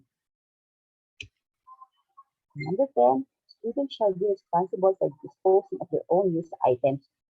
Sila po nagtatapon ng pagkainin nila or ng face mask nila. Then, advise ko natin sila for proper hand washing po after they dispose their own items po. The students shall be assigned to their own desk or armchairs during classes. So, kung saan sila nakaupo, yun lang po, di ba po napansin yung iba, may picture nila, may name nila, para intended lang po sa kanilang ipuan po na yun. So, they shall disinfect their own tables before and after use. So, first masok, disinfect. Bago mag-uwi, disinfect din po. So, disinfection team shall be on standby within the school premises. So, dapat po may-assign tayong disinfection team. Para po, make sure na mag-disinfect po yung buong school after po na mga learners activities tayo. So, students, and teachers, and other employees shall be disallowed from sharing school items such as, but not limited to, textbooks and toys. Tapos po, output, example, yung mga papers, submitted by the learners, submit based in a sterilization box for disinfection. So, wag po directly hawakan ng teacher. Dapat po may box na siya or may storage area kung saan po ilalagay ng learners sa kanyang output. So, likewise po, yung mga output po, before returning to students, dapat po disinfected din by the teacher. So, If wala po mga UV lamps, pwede naman po mag-sunlight tayo.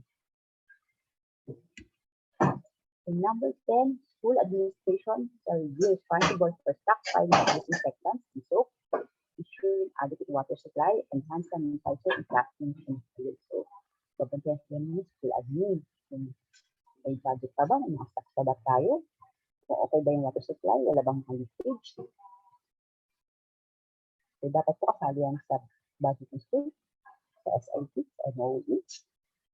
So, the school shall ensure availability of hand soap and sanitizers, alcohol-based solutions, other disinfectants in restrooms, classrooms, and cafes, etc. by doing the inventory in replacement or replenishment if needed. So, based din po sa SSAT, so may ratio po doon ng ilan yung soap sa hand sanitizer sa mga strategic areas like mga restrooms, classrooms, and cafes. So, the school DRRM team shall also ensure the necessary disinfection activities are conducted, especially in the areas of the school frequented by personal awareness that tested positive. So, meron po tayong confirmed case, yun na, yung disinfection team na yung nagagawa po ng action headed by the school DRM team. Lalo na po yung mga napuntahan ng mga confirmed case at yung po yung mga close contacts to ensure the safety of school po. So, ang gagamitin po natin once na may confirmed case, yung strong solution po o yung 0.5% na chlorine solution po yung gagamitin natin.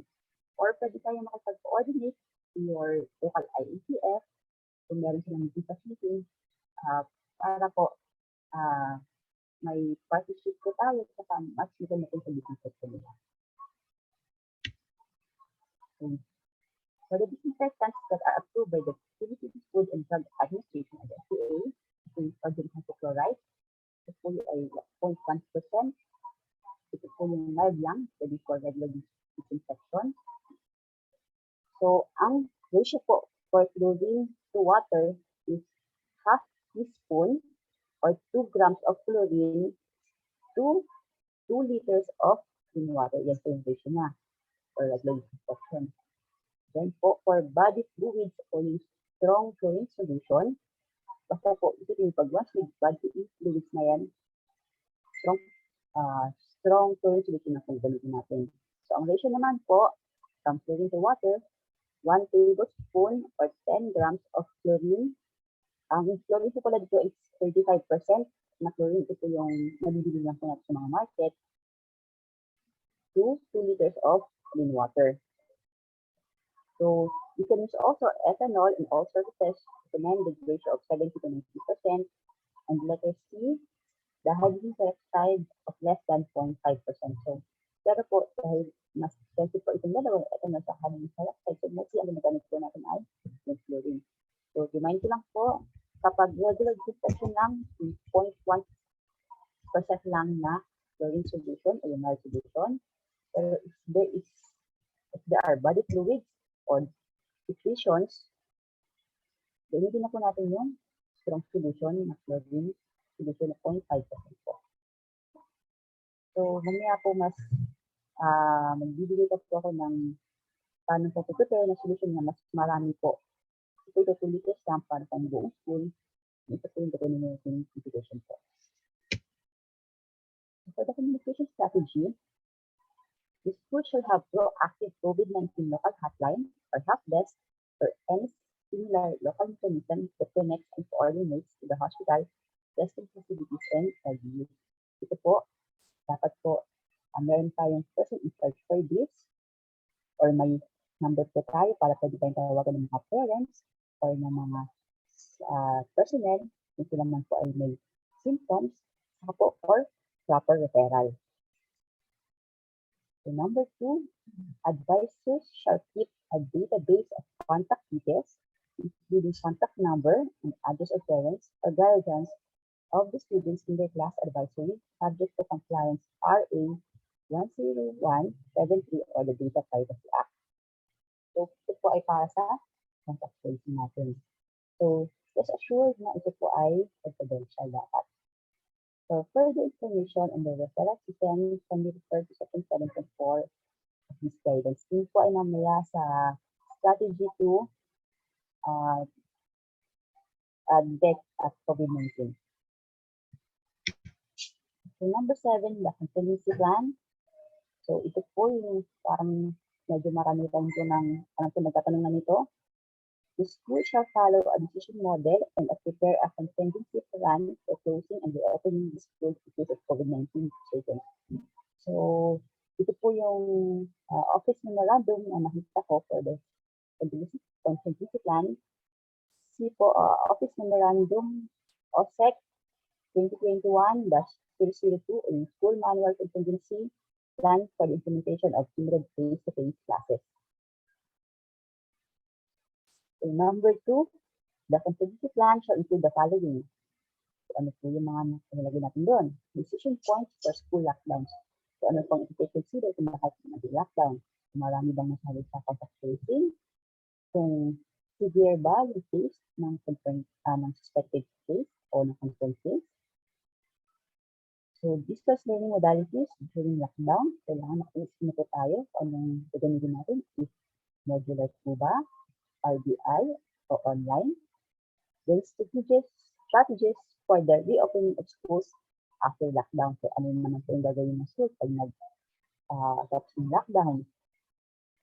If directly, mag-start sila for face-to-face classes. At or yung iba, na ayaw pa talaga pumasok, ano takot ba, ano yung pwede mo nang gawin sa mga learning school na yun. So number 3, the contingency plan shall also include strategies for the continuity of learning while the school is closed until the local authorities have determined the safe resumption of face-to-face classes. Ayun po. So kailangan kasali doon sa anong strategies ang gagawin ng school para continuous po ang learning ng mga students. So po, lalo pag may case, siyempre matatakot yung mga parents, mga learners, dapat tuloy-tuloy pa rin po ang learning ng estudyante. Number 8, school lockdown and reopening. The declaration of a school lockdown shall be dependent on the assessment and decision of the local task force against COVID-19 with the following considerations.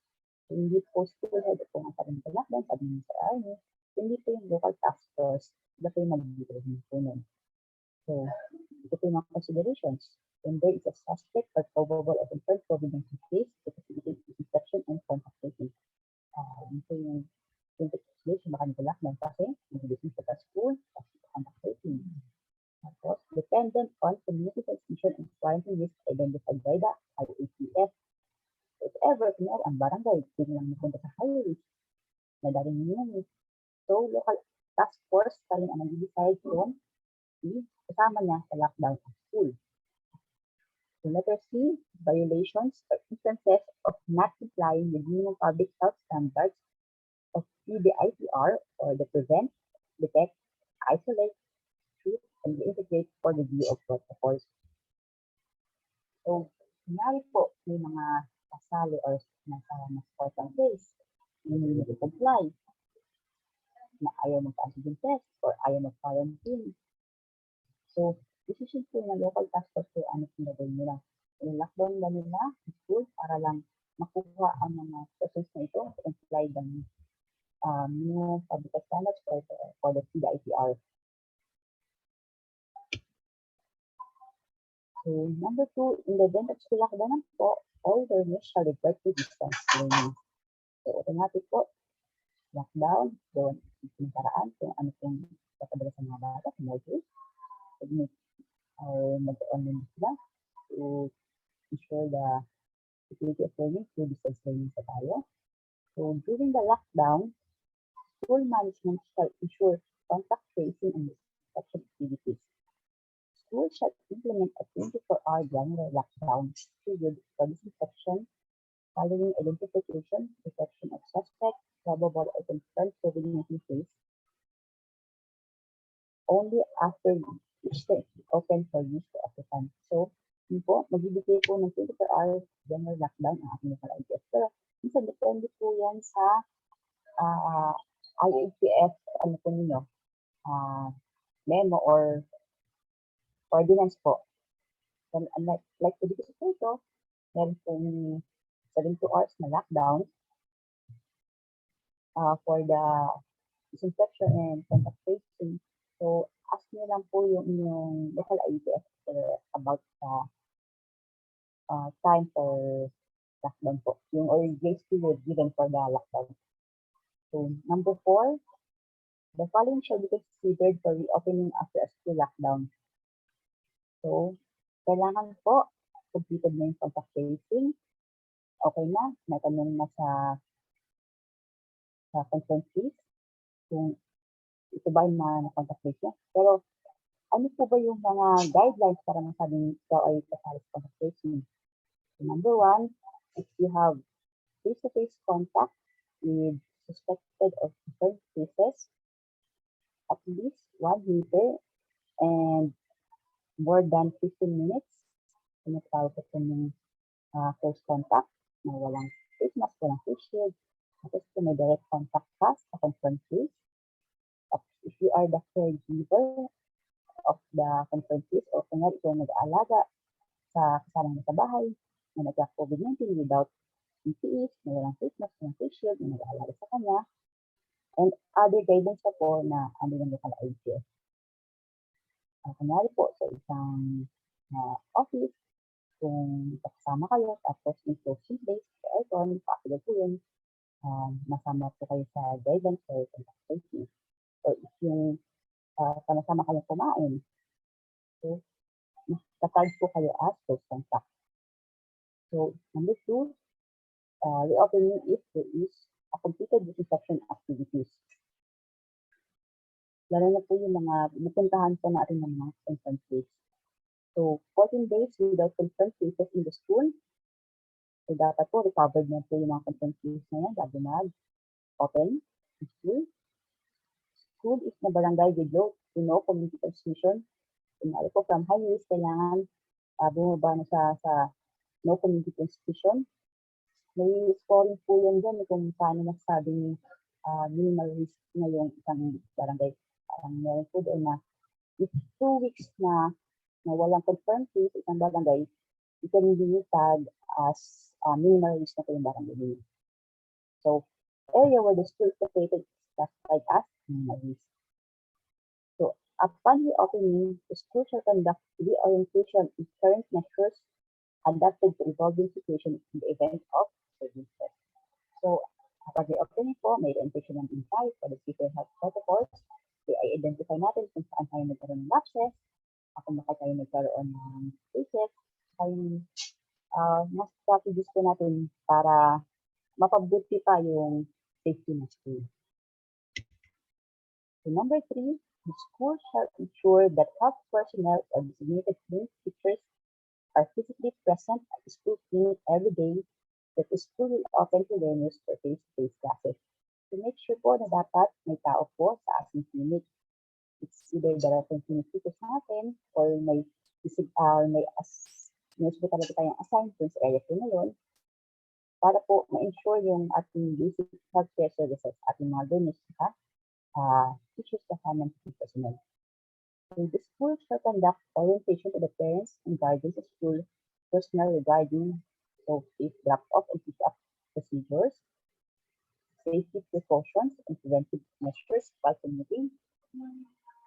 Siyempre po, dito kasi napapansin namin na based on travel, nagkakaroon sila or na-infect sila ng COVID-19. So, ngayon, back to school na.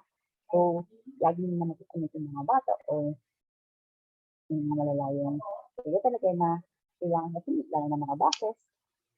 So, kailangan po ma-equip sila ng safety precautions po doon. So, number 3, safety precautions and preventive measures upon entering school premises. So, ating mga safety precautions, yung mag-foot bath, check ng body temp, mag-hand hygiene, or mag-hand washing, or alcohol disinfecting kung gagawin. So, learners practice of hygiene upon arriving at home, from school, and vice versa. So, ayun po, so dapat makasakit sa mga learners, yung hygiene practice, pag-pass to school, pag-uwas ng kamay, lalo na po, pag uwi ng school, kailangan mag-uwas din po ng kamay to ensure na Di sila carrier ng virus pag uwi nila ng bahay.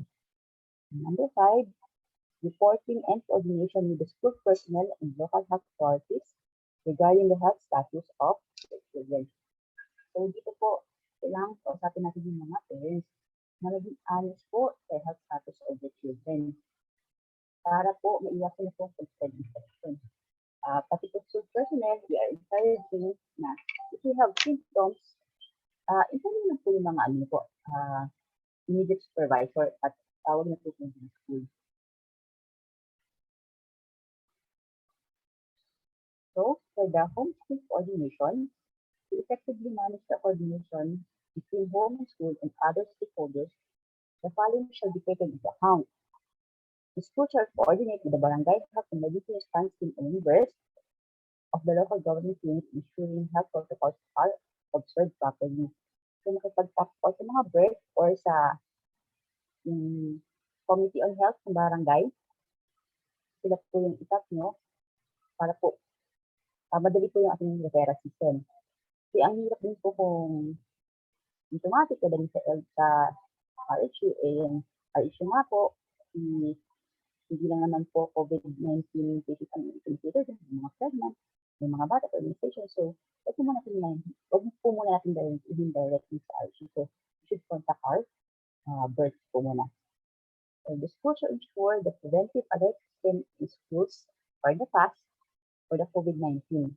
Per DepEd Memorandum Number 15, Series of 2020 is operationalized. This means that the teacher shall ensure that health inspection is routinely conducted during the conduct of the face-to-face classes. Ano po ba itong FAST? It is a systematic relay of information of the condition of the learners and the teachers in school. So, siya po yung mag-report information, sinabi po si learner, hindi mo ganun sa handam, pwede mong inform si RRM or si school head para po i-refer po ito sa birth.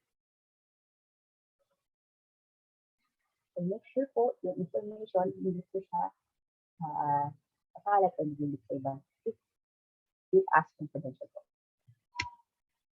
So, these are the actual scenarios in different pilot schools joined on face-to-face classes. So, may 100 schools na po nag-start. Ito po yung mga nangyari po during face-to-face classes. So, upon this picture, there is a designated entrance, safety protocols have been put back, functional hand washing facility on specific areas. So, nakita niyo po, may ganun silang agad hand washing facilities at mga for po yun. So, pagpasok yung teacher, hand washing din po. And with limited area for those with initial high body temperature. So, pagpasok na ni ma'am, may waiting area po dun for high body temperature or symptoms po na-assess upon entering the school po. So, this naman po, there are designated school personnel at screening area for filling health declarative forms and meeting logbooks for contact tracing. So, ayun po, upon pasok ng learner, mag-ask siya ng health deck, at po visitor, health deck, saka logbook. So, meron silang checking station assisted by the nurse. So, dito po, specific protocols before entering the classrooms. Upon gate, may flag check po tayo. Pati po pagpasok sa classroom. Dito po, may safety protocols pa rin tayo. Disinfecting pa rin sa mga footwears. Tapos po pag-alcohol, check ng body temp. Tapos po yung hawak ng teacher, yun po ay record pictures po. Screening of the health status of the learners every day. Just to identify lang po if sila ay symptoms. So, sa classroom setup po, so ito po nakikita natin. So, hindi naman po nakalagay sa memo if kailangan may plastic barrier.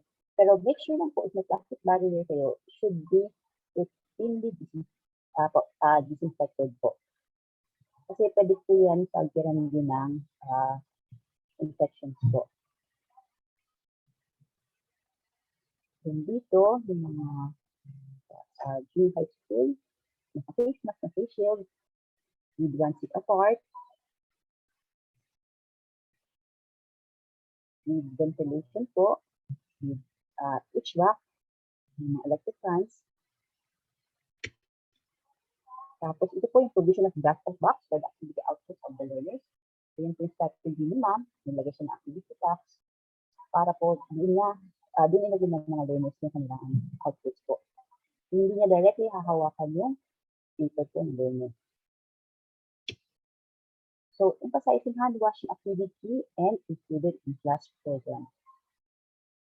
Ayan po, pagpasok, hand washing, tapos yan po, pwede na mag-hand washing activity with proper distancing po, saka with face mask and face shield. So, sabi nga po namin, hanggat walang hand washing activity, hanggat walang face washing activity, hindi po kayo makaka-achieve ng star dyan. So, ito po, may waiting area and limited for one person per learner and with IEC materials. So, ayun po, may social distancing pa rin sa waiting area. So, while waiting, they can need IEC materials po. So, ganda po kung naka-localize po ang mga IEC materials. So, schedule disinfection with proper PPE. So, every after class po, at the end of the day, magkakaroon po ng disinfection with proper PPE. So, ito po, siya ay naka-mask, naka-face shield, naka-gloves, at naka-disposable PPE po ito siya. To ensure first safety din po. So, yun po for the safe opening leader po.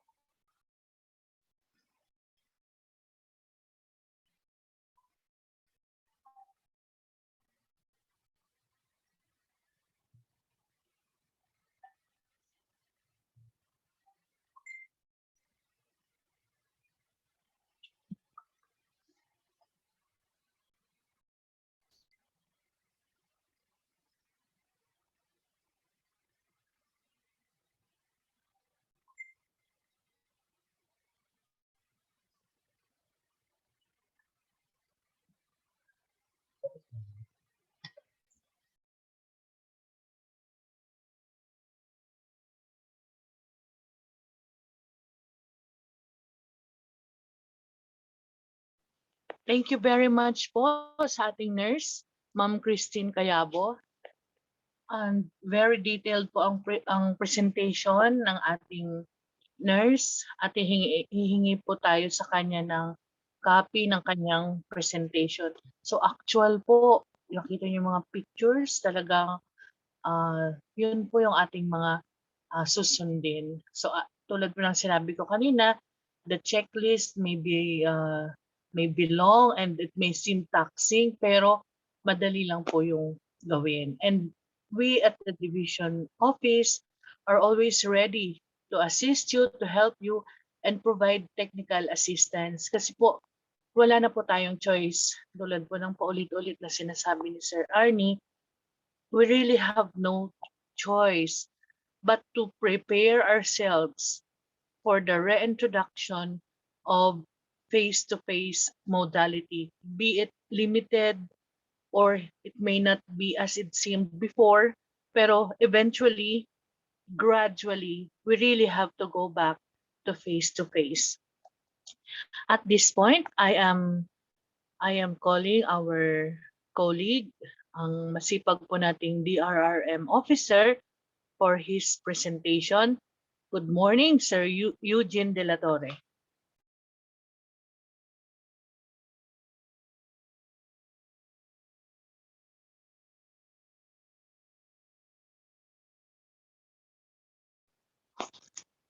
Sir Kevin, paki-unmute po si Sir Eusgene.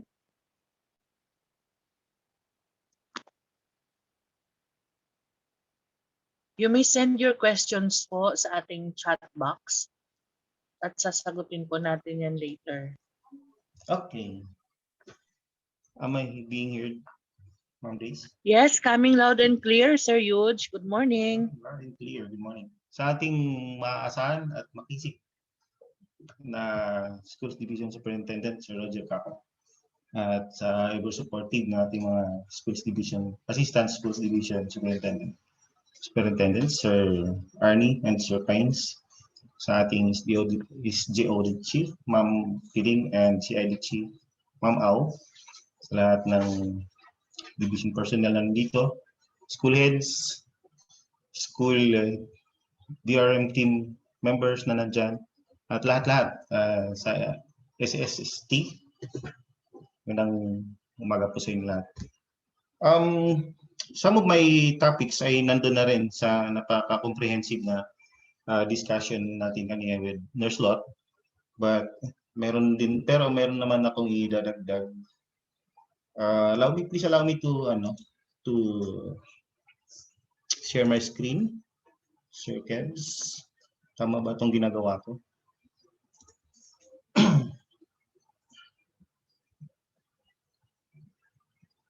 Ayan.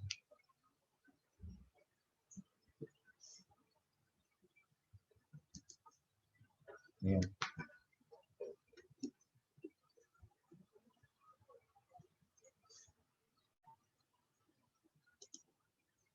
Bakit hindi siya wait lang. Hindi mag-should. So, hindi ko napansin kanina kung na-discuss o na-tackle ni Nurse Lot about psychological support. No? Pero nabanggit niya na magkakandak tayo ng mga NHPSS trainings. Kasi magde-designate din ng mga mental health, psychosocial support services personnel sa bawat school. At kanina na banggit din ni Nurse Lot na magkakaroon din ng designation ng safety officer. So with that, mayroon pang isa yung contingency planning pala. So with that, sa mental health, yung psychological, yung kailangan nating mag-provide ng psychological first aid or PFA sa school. So before, nagkaroon na tayo ng training about this. Ginawa natin yan sa mga school DRRM coordinators. Ginawa din ang mga participants din natin ay, if I can remember it right, yung mga child protection, focal persons, mga nurses, dentists ng division office, and some other personnel na ginet involved natin, ano.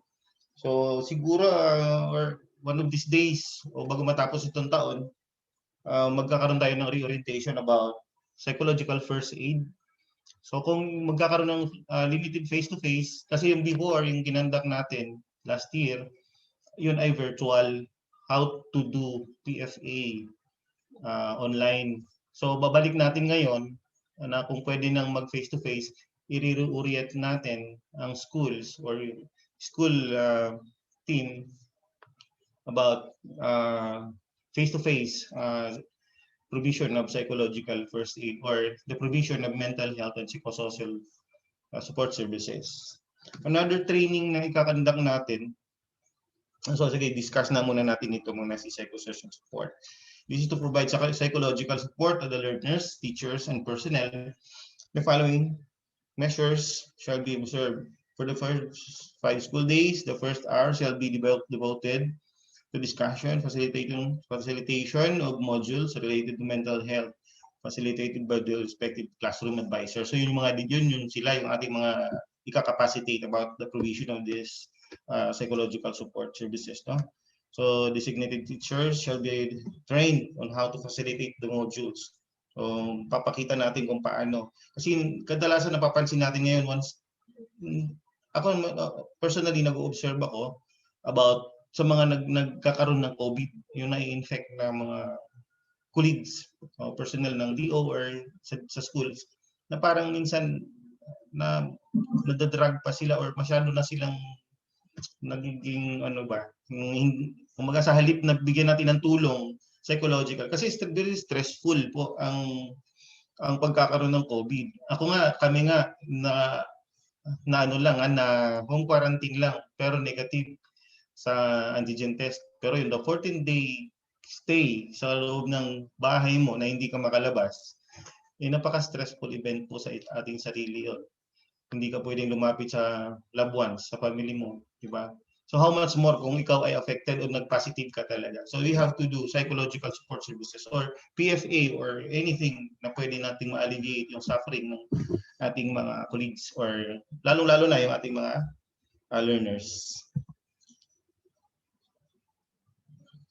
So the school shall ensure the guidance that the guidance office is staffed by a registered guidance counselor or a designated guidance associate.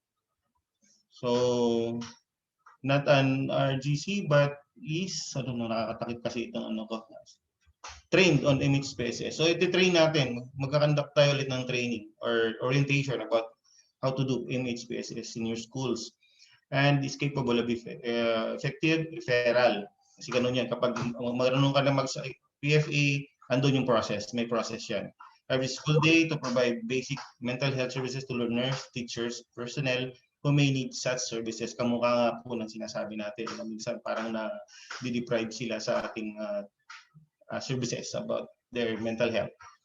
The schools division office shall set up a hotline, online platform to provide counseling services to learners, teachers, and personnel who require counseling services in the absence of an RGC. Learner, teachers, and school-based personnel shall be referred to this platform for counseling. For example, talaga, sa tingin ko hindi naman imposible kasi dapat meron din talaga kasi naging licensed professional teacher ka nga. So pwede ka na din magkaroon ng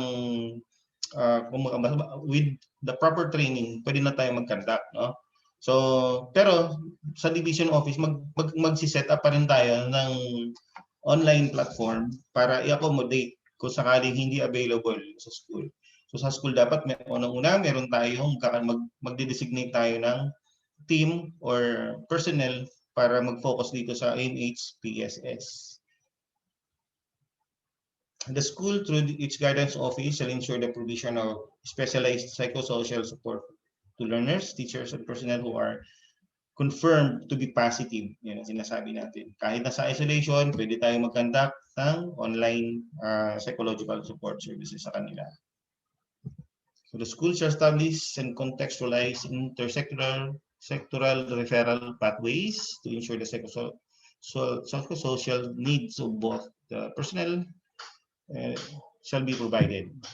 Psychosocial concerns involving children shall be coordinated with the DOH, DSWD, and other key agencies and organizations as necessary to be address the concern. After natin mabigyan siya ng mga bata, after natin mabigyan ng psychological first aid, i-refer natin ito kung ano ang kakailangan nila. Kung kailangan ba silang dalhin sa DOH or treatment of nutritional issues or DSWD for social services needs.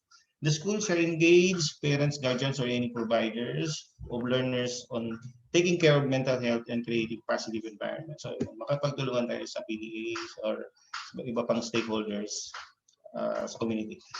Coordinate mechanisms to ensure that the mental health and the basic needs of learners and personnel with pre-existing mental health conditions and special needs, including neurologic and substance abuse disorders such as medications and other services are provided.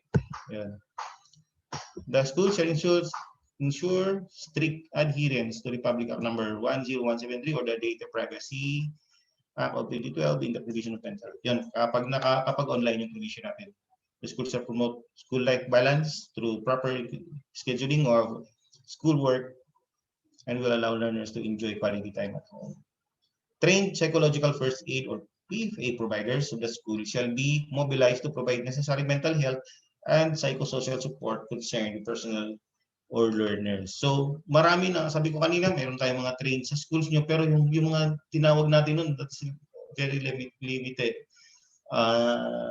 Siguro ngayon, pwede na tayo mag-conduct virtually para ma-maximize natin lahat. At least sa isang school, merong isa, kasi ilan tayo, 865 schools, at least may isa or dalawa na participants per school para in the absence of the one nung naka-train, meron siyang alternate. Okay. So another is the strategy to reintegrate continued access to outpatients. So ito mga nabanggit na rin kanina. Ulitin ko lang, bibigyan ko lang ng din ulit. Resilience including mental health, immunization, and other school-based health services shall be provided. School nurses, nutritionists, local social workers, dentists, physicians, and other allied health workers shall assist in the provision of these services. Return to school, work policies implemented shall be consistent with the latest national guidelines. Close contacts, 14-day quarantine has been completed regardless of negative tests, result, and vaccination status.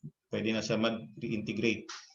So, suspect or probable confirmed cases, whether fully vaccinated, unvaccinated, or with incomplete vaccination. For asymptomatic, 10 days isolation, have passed from the first viral diagnostic test and remained asymptomatic throughout their infection. For mild to moderate COVID-19 confirmed cases, 10-day isolation have been passed from onset of their first symptoms. Respiratory symptoms have improved.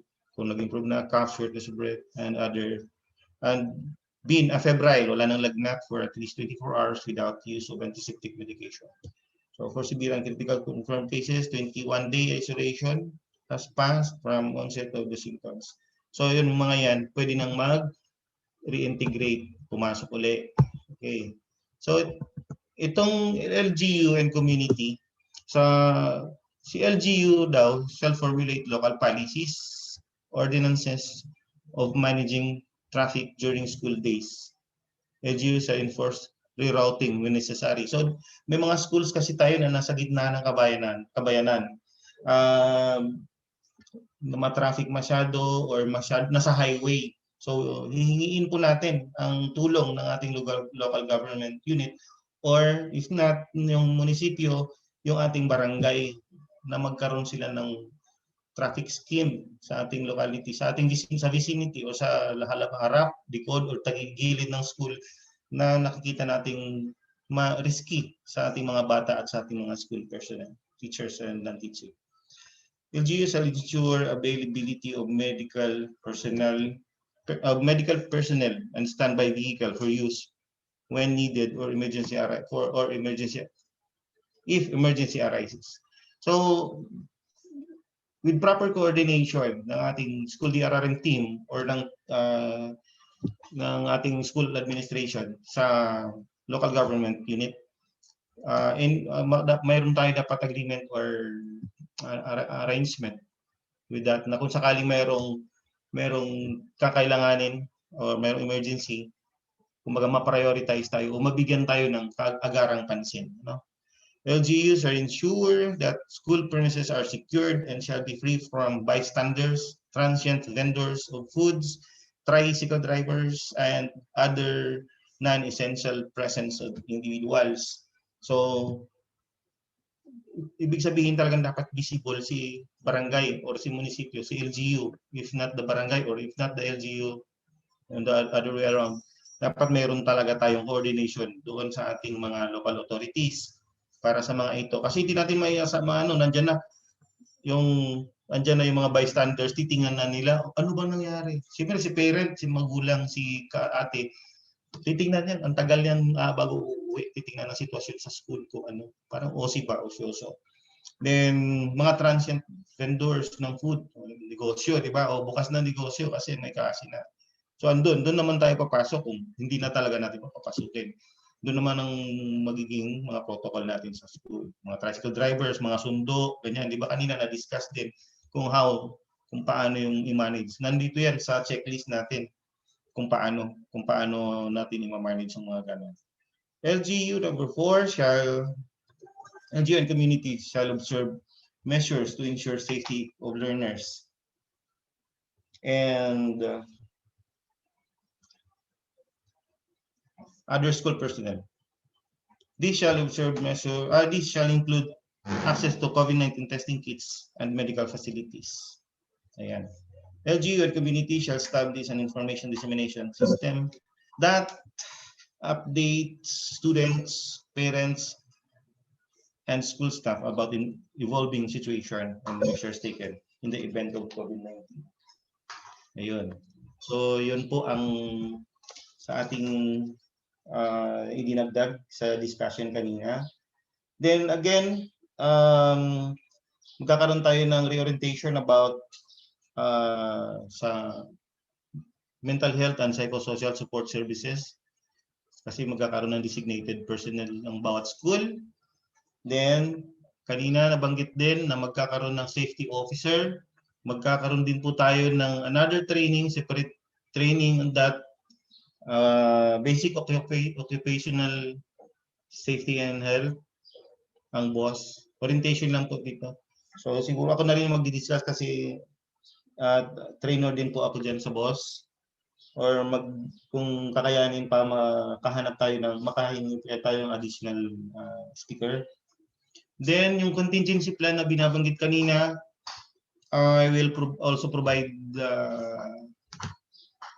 siguro pattern about doon kasi nakafocus. Yung contingency plans po natin kasi before, that is for the natural hazards.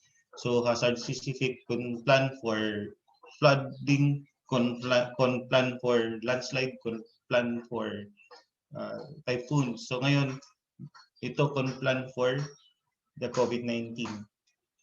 And another one, baka naman po nakatutok na lang tayo lahat kay COVID. Diba? Si COVID na lang po ang tinitingnan natin. So dapat po tingnan din natin yung outbreak ng other diseases sa paligid. Baka mamaya diarrhea nandyan or other tawag dito, seasonal diseases, di ba? So observe din po natin 'yon. Next is you also have again yung ginagawa natin sa school. Monitor din natin or mag-prepare din tayo for natural hazards, di ba? So yung makikita natin ngayon, madalas ang flooding, may landslides.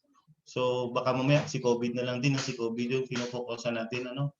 So lalo't ngayon babalik sa school, hindi na sa pag-iikot namin last week na nasa field po kami, ang dami na namang classrooms, ang dami namang buildings na medyo kailangan ng retrofitting.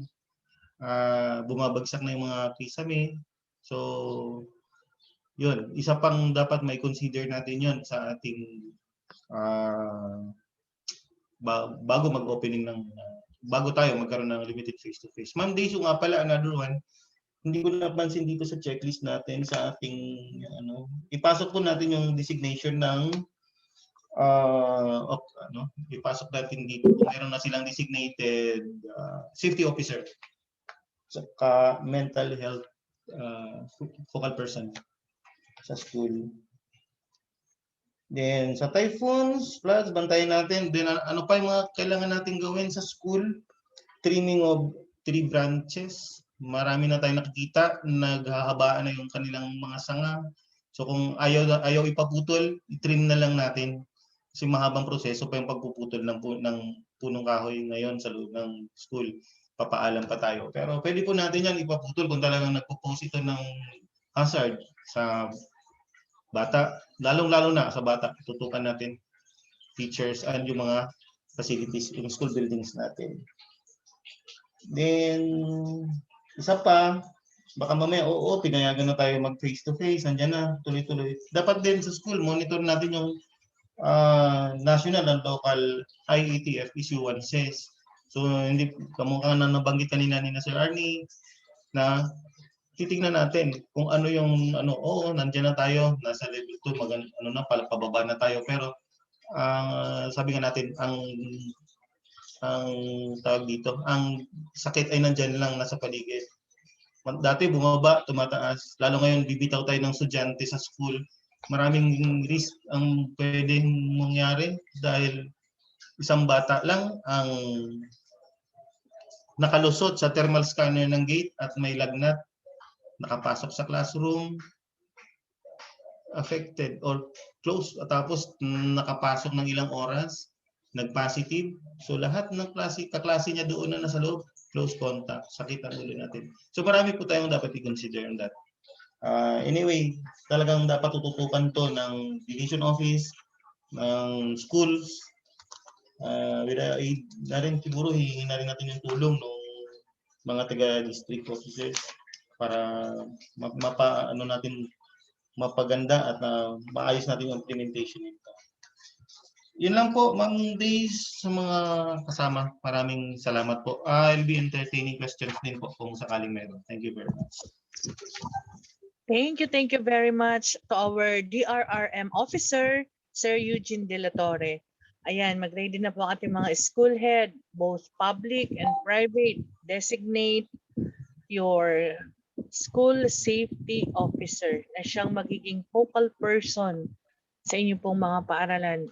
Siya po ang magiging counterpart ng inyong lingkod para sa pagtitiyak na handang-handa ang ating mga paaralan para sa pagbabalik ng face-to-face or limited face-to-face modality. At this point, I am calling our colleague, representative from the Curriculum Implementation Division to discuss the concerns of CID regarding curriculum po, the crafting of weekly home learning plan, remediation or intervention, coaching, mentoring, and training. Pagtitiyak na kahit limited face-to-face po tayo, ay maitataguyod pa rin natin ang quality and relevant instruction. Sa ating pong mga kasama from CID, ready na po kayo?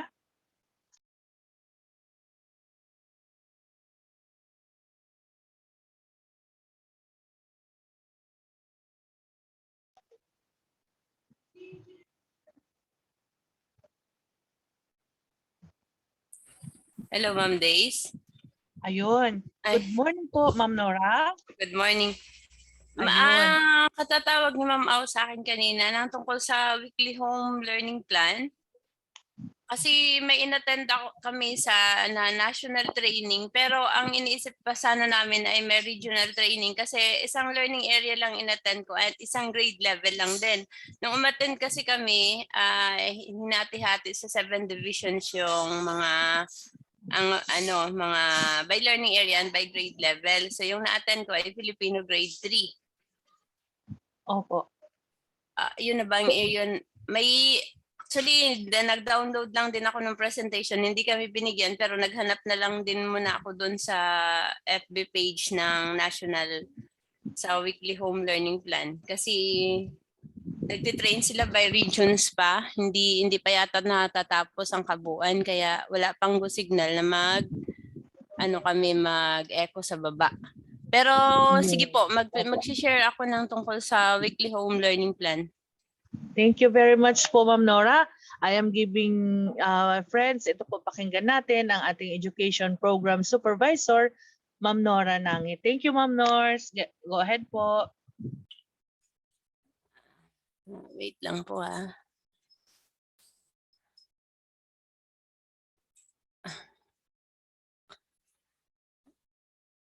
Saan na ba? Wait lang po. Ano ba share. Nakikita na ba, Ma'am Days? Yes po, yung screen mo po, Ma'am Nora. Yung presentation of weekly home learning plan? Kinik-click mo pa po. Eto to. Ayan na yun. May wala pa rin? Kasi nanibago ako kasi siya, PDF? May nakikita na po ba? Maliit wala pa lang. po. Sir Vince? Para na mali ako. Could we assist Ma'am Nora? Wait lang ha. Kasi baka sige lang po. Stop share. Opo. Ang maganda po sa ating ginagawang preparation, unahin po muna natin yung physical aspect ng ating school and then our colleagues from CID, they might need a separate orientation. Ayun, pumasok na po. Okay, wait Pumasok lang na po. po, Ma'am Nora. Okay. Thank you po. So, sa ating mga maaasahan leaders headed by our School Division Superintendent, Sir Roger Capa, ang ating dalawang OIC ASDS, Sir Rufino Pos and Sir Arnie Ventura. Sa CID Chief, Ma'am Al Marquez, and SGOD Chief, Ma'am Piling Padrones, at sa lahat ng mga uma-attend sa ating activity ngayong araw. Good morning po. Ipipresent ko po sa inyo yung, as I said, downloaded ko lang din po yan. Pero yun, noon po kasing national training ay naka-assign kami sa Filipino Grade 3. Pero ang alam ko po, ibubuo pa po yun lahat at by regions ang kanilang pag-conduct. So ipapakita ko lang po kasi ang gusto lang din pong i-emphasize ng ating central office ay meron na pong enhanced SLMs at saka hanggat maaari kung available at kung kaya gamitin po ang online distance learning kasi yung last year natin na presentation ay puro modular. So may online distance learning na po tayo at meron na ring TVI at saka RBI. So sa atin sa Division of Palawan, may mga pailan-ilan ng schools, though marami po ang na-downloadan pero hindi pa rin po lahat ay nag-ooperate na yung kanilang RBI. At meron nga po tayong 3 teacher na mga broadcasters, TV broadcasters, pero hindi ko rin po alam kung ilang schools ang nakakapag klase gamit ang TVI or nakakasabay sa ating mga sessions sa TV para mapakinggan ng bata yung ano, para hindi po siya lahat module. So ito po ay ang ipapakita ko lang din po sa inyo ay yung from the Bureau of Learning Delivery, Teaching and Learning Division. So nakalagay po prototype pero pang junior po ito, do ang inattend ko ay pang grade 3 kasi doon po sa national training na sinabi po namin na parang ang hirap mag-ano ng prototype dahil 'di ba po nagkaroon naman ng ano na wag masyadong pabigatin, pahirapan ang bata. So tayo sa baba, especially the teachers ang nakakaalam kung ano po ang kaya ng bata, especially doon sa mga competencies na more than 10 or ano. So mangyayari kung each competencies ay isang SLM, so malamang magkakaroon ng more than 2 SLMs o modules ang hahawakan ng bata per week. So pag gano'n na, ano na po ang gagawin? Halimbawa sa Pilipino lang may certain grade po na 16 agad ang module. So paano ipaplano ni teacher ilang module per week? At kung yun ay maggagawa siya ng prototype, kung susundan ng prototype lesson plan, hindi kakayanin kasi ang each day ay allotted lang ang bawat learner natin ng 1 hour sa bawat learning area. So kaya nga pinapaubaya pa rin sa mga teacher natin ang pagbuo dito. Ang talagang positive lang na pagtingin dito sa weekly home learning plan, magabayan ng bata kung ilang oras siya mag-aaral ng each learning area. At the same time, yung parents, kung masubaybayan niya rin yung kanyang learner, yung kanyang mag-aaral, ang kanyang anak particular, kung anong subject na dapat ang inaaral ng bata sa each day. Kaya lang po, katulad doon sa parang nagkaroon din po ng feedback giving nung time ng training, sinasabi din na magkakaiba talaga yung sitwasyon natin, especially yung pagde-declare ng mga local IETF natin na sa area na to, close na naman sila or wala munang gagalaw, wala munang magde-distribute. So hindi po talaga parang hindi rin advisable na prototype. Though pinakita lang kung ano yung mukha kung maggagamitin yung prototype. So ito po yung mga nag-prepare. Ito ay lahat po sila ay from the central office. Ang specialist po ng Filipino dyan ay si Sir Gaudencio Luis and Serrano. The rest po sa ibang learning area na po, hindi ko rin po sila masyadong familiar. Pero lahat po sila ay from the central office. So context, what to expect in the weekly home learning plan is the context and purpose of weekly home learning plan. Then walkthrough of weekly home learning plan, implication for instruction.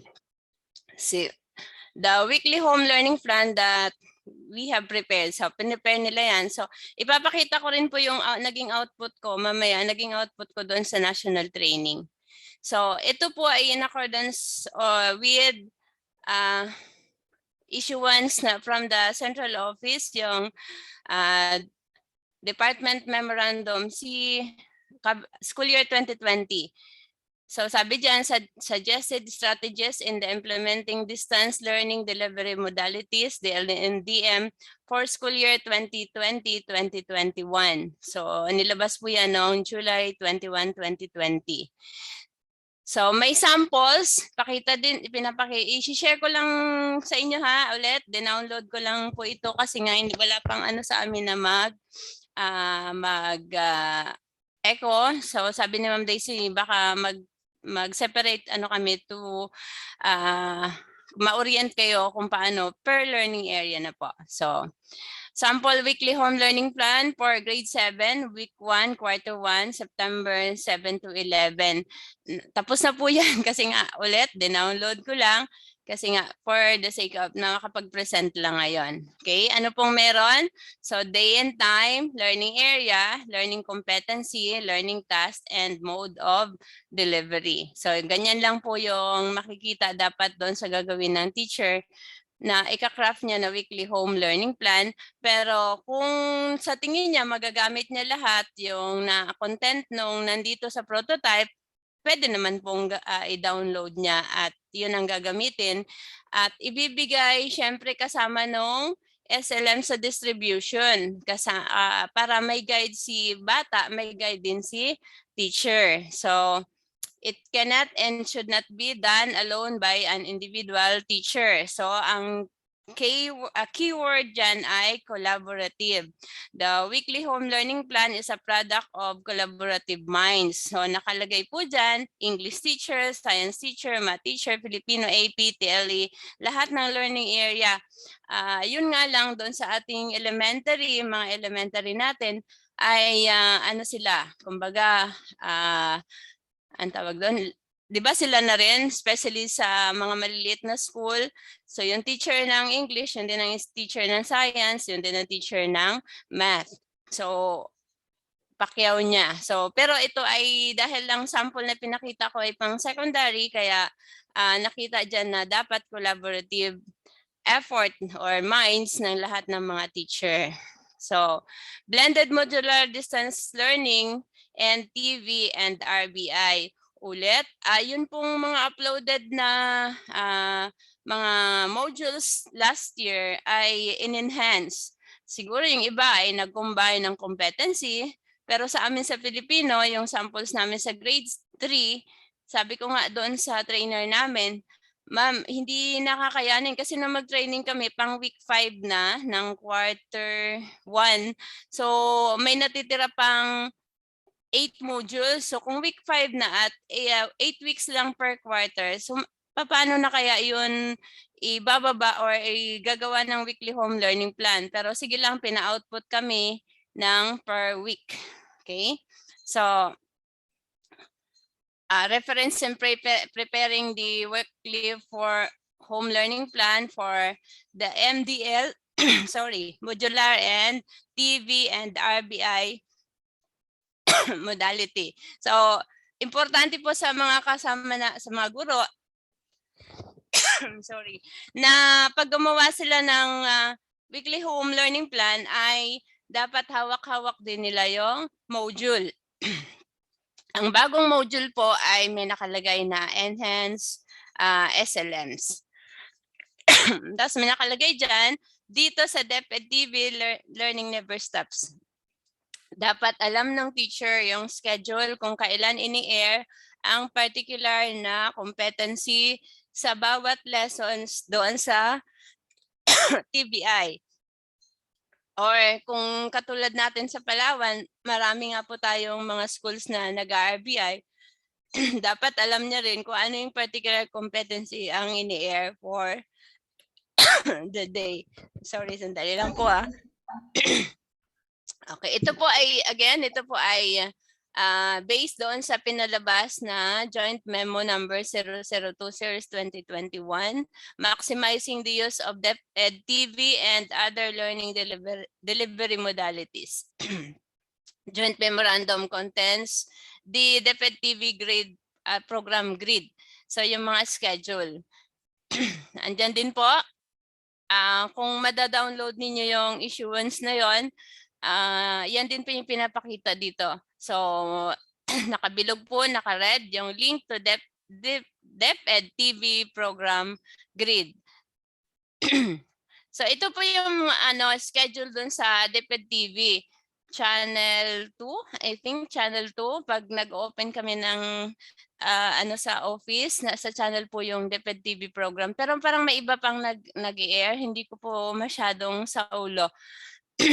So, kung mapapansin po ninyo sa program, sa schedule, parang synchronous po ito ha, sabay-sabay. 7 to 7:07, panalangin, then pambansang awit, panunumpa ng watawat, then 7:10 to 7:15, bagong umaga by Darren Bangkod, then Global Hand Washing Day. So yun po, kahit po dun sa ginawa namin na samples ng weekly home learning plan, may yung bago mag 8 o'clock, synchronous po yun, sabay-sabay panalangin, paglalaro ng bata. Binibigyan po ng pagkakataon yung bata na magawa niya pa rin yung dati niyang ginagawa bago magsimula yung klase. So ito po yung mga schedule ng mga TVI na nakaprogram nga po. So anong schedule nung Kinder 1, ESP 1 muna doon sa oras ng tuwing Lunes, Kinder 1, Quarter 1. So siguro kung kahit ito ay tapos na yung Quarter 1, the same lang din yung scheduling ng per learning area. So depende sa number of minutes na ini-air yung bawat schedule sa TVI. TVI po yung binabanggit ko ngayon ha, hindi pa po RBI kasi nga iba parang walang masyado, hindi naman sa mga sa national radio yung program sa radio-based. So, kanya-kanya naman po yun. So, ito lang dahil nag-establish po ng mga broadcaster yung ating central office. So, yung pinapakita dito kung anong oras lumalabas ay pinapalabas sa mga TV schedule yung program ng bawat learning area. So, most of the DepEd TV episodes for grade 7 are scheduled in the afternoon. So meaning yung sa elementary pang umaga. So pinulayan po dito ang pang grade 7. So ito yung mga naka-yellow na makikita ninyo. Yan po yung schedule ng pang grade 7. So panghapon magsisimula siya ng 1:25 to 1:50. So grade 7 AP. Tapos sa Huwebes, grade 7 AP pa din. And then, ayun, nagsimula pala ng 1:00 hanggang 1:25. Tag 25 minutes kasi yung API may number of hours lang din siya. Hindi katulad ng tool subject na 4 hours dapat siya sa isang buong linggo. So, titignan natin na yung mga naka-highlight po ng dilaw dyan, yan po yung mga program schedule ng TVI doon sa mga partner na channel. Okay? So, ulit, napansin dito, na-highlight dito na ang mga panghapon, ang mga subject na pang high school ay panghapon. Okay, nandito yung AP, merong math, may Filipino, may PE, may music and arts, may English. O, yun. Ano na lang yung mga teacher natin na siguro mag-abang sila or baka may mga other post pa rin po tungkol sa schedule ng pagpi-play ng mga episodes ng doon naka-post sa ating TVI. Okay? So, ito ay modular distance learning, NTV, and RBI. So, ang mahalaga po na inuulit-ulit sa amin kahit nung gumawa kami ng ng aming output, dapat laging naka-indicate ang page number sa module. No? So nakalagay dyan, what I know, page 4 to 5 for 5 minutes and the time allotment for each activity na gagawin ng bata. Kaya lang, sabi namin yung totoong na-observe namin noong sa mga pagbisita namin, sabi nga yung ibang learner hindi gumagawa pag-araw, sa gabi doon sila nagpupuyat kasi sa araw walang kuryente, so hindi rin sila or baka may pang pinapagawa yung magulang. Parang yung mga totoong senaryo na isample din namin sa central office. So, pero sabi, dapat talaga may nagawa si teacher na weekly home learning plan para nga pamag-guide guide unit ni bata at saka ni magulang na rin na dapat gantong oras, ito na yung subject na ginagawa na sinasagutan ng bata. Okay? So independent learning instructions naman para doon dahil modular nga sabi. Okay? So for hours, halimbawa, ayan, inuulit-ulit lang din, indicate the page number. So hindi dapat nawawala yan, and time allotment kung kailan gagawin lang ng bata. So siguro kung masusunod lang yung ginagagawin ng teacher, masusunod lang ng bata, sana walang batang delay mag-submit ng kanyang module. Pero sabi nga, kung hindi pa naipasa ng bata, baka hindi na talaga niya kinaya dahil siya ay mag-isa lang, or kung ang magulang naman niya ay sabi nga hindi naman nakakapag-guide talaga sa bata, bigyan ng pagkakataon kasi alam naman natin kahit face to face, marami pa rin may mga batang hindi kayang sumabay, how much more kung mag-isa na lang siyang nag-aaral. So balik saglit so ito po 7 to 7:20, wake me up, make up your make up your bed, eat breakfast, and get ready for the OSAM. So yeah, ito yung synchronous na ginagawa ng bata. Dapat bibigyan pa rin siya ng pagkakataon na magawa niya yung mga bagay na dati niya ginagawa before coming to school. Okay, so ang bawat klase ay nagsisimula sa 8:00 ng umaga. Okay, so tuloy-tuloyin po, at ang mahalaga raw po, bibigyan sila ng break time para hindi naman sumabog yung kanilang utak kasi nga mag-isa lang siyang nag-aaral. At last week po ay katatapos lang ng aming workshop doon sa sinisikap din na magkaroon ng ready-to-use radio-based instruction ng mga scripts, and nakapag-record yung ating mga participants, though pinapaulit pa sa kanila. So para sana ma-break nga yung ang hawak-hawak ng bata ay ang kausap niya ay module na lang. So kung may RBI or TBI, at least may pinapanood siya or may pinapakinggan siya, may nagbabasa sa kanya ng bahagi ng module. Okay. So MDL po ito MDL. So pagpasok ng 1:00 hanggang 2:15, meron na ditong pumasok, 1:50 PM, pumasok na yung TV-based. So ibig sabihin dahil grade 7 nga siya at ang schedule sa TV ay panghapon sa grade 7, so bibigyan na ng pagkakataon yung bata. Ito ay kumbaga best or pwedeng gawin doon sa mga paaralan or sa mga lugar kung saan ay may kuryente pag araw kasi nga makakapanood sila. So bibigyan lang ng guide si learner kung ilang minuto lang yun kasi hindi naman buong maghapon ay isang subject lang. So sasabayan lang ng bata dahil gagamitin niya pa rin yung kanyang module. Okay, so ayan na po, 2:15 to 4:00, another episode sa TVI. Ito naman ay music and arts. So maaring doon sa episode ng TVI ay nandoon ang processing of questions na ginagampanan ng ating mga broadcaster. Okay? Then pagdating ng Tuesday, Balik na naman sa modular. MDL na naman siya sa umaga kasi nga ulit ang naka-schedule na ng secondary o junior high school ay panghapon.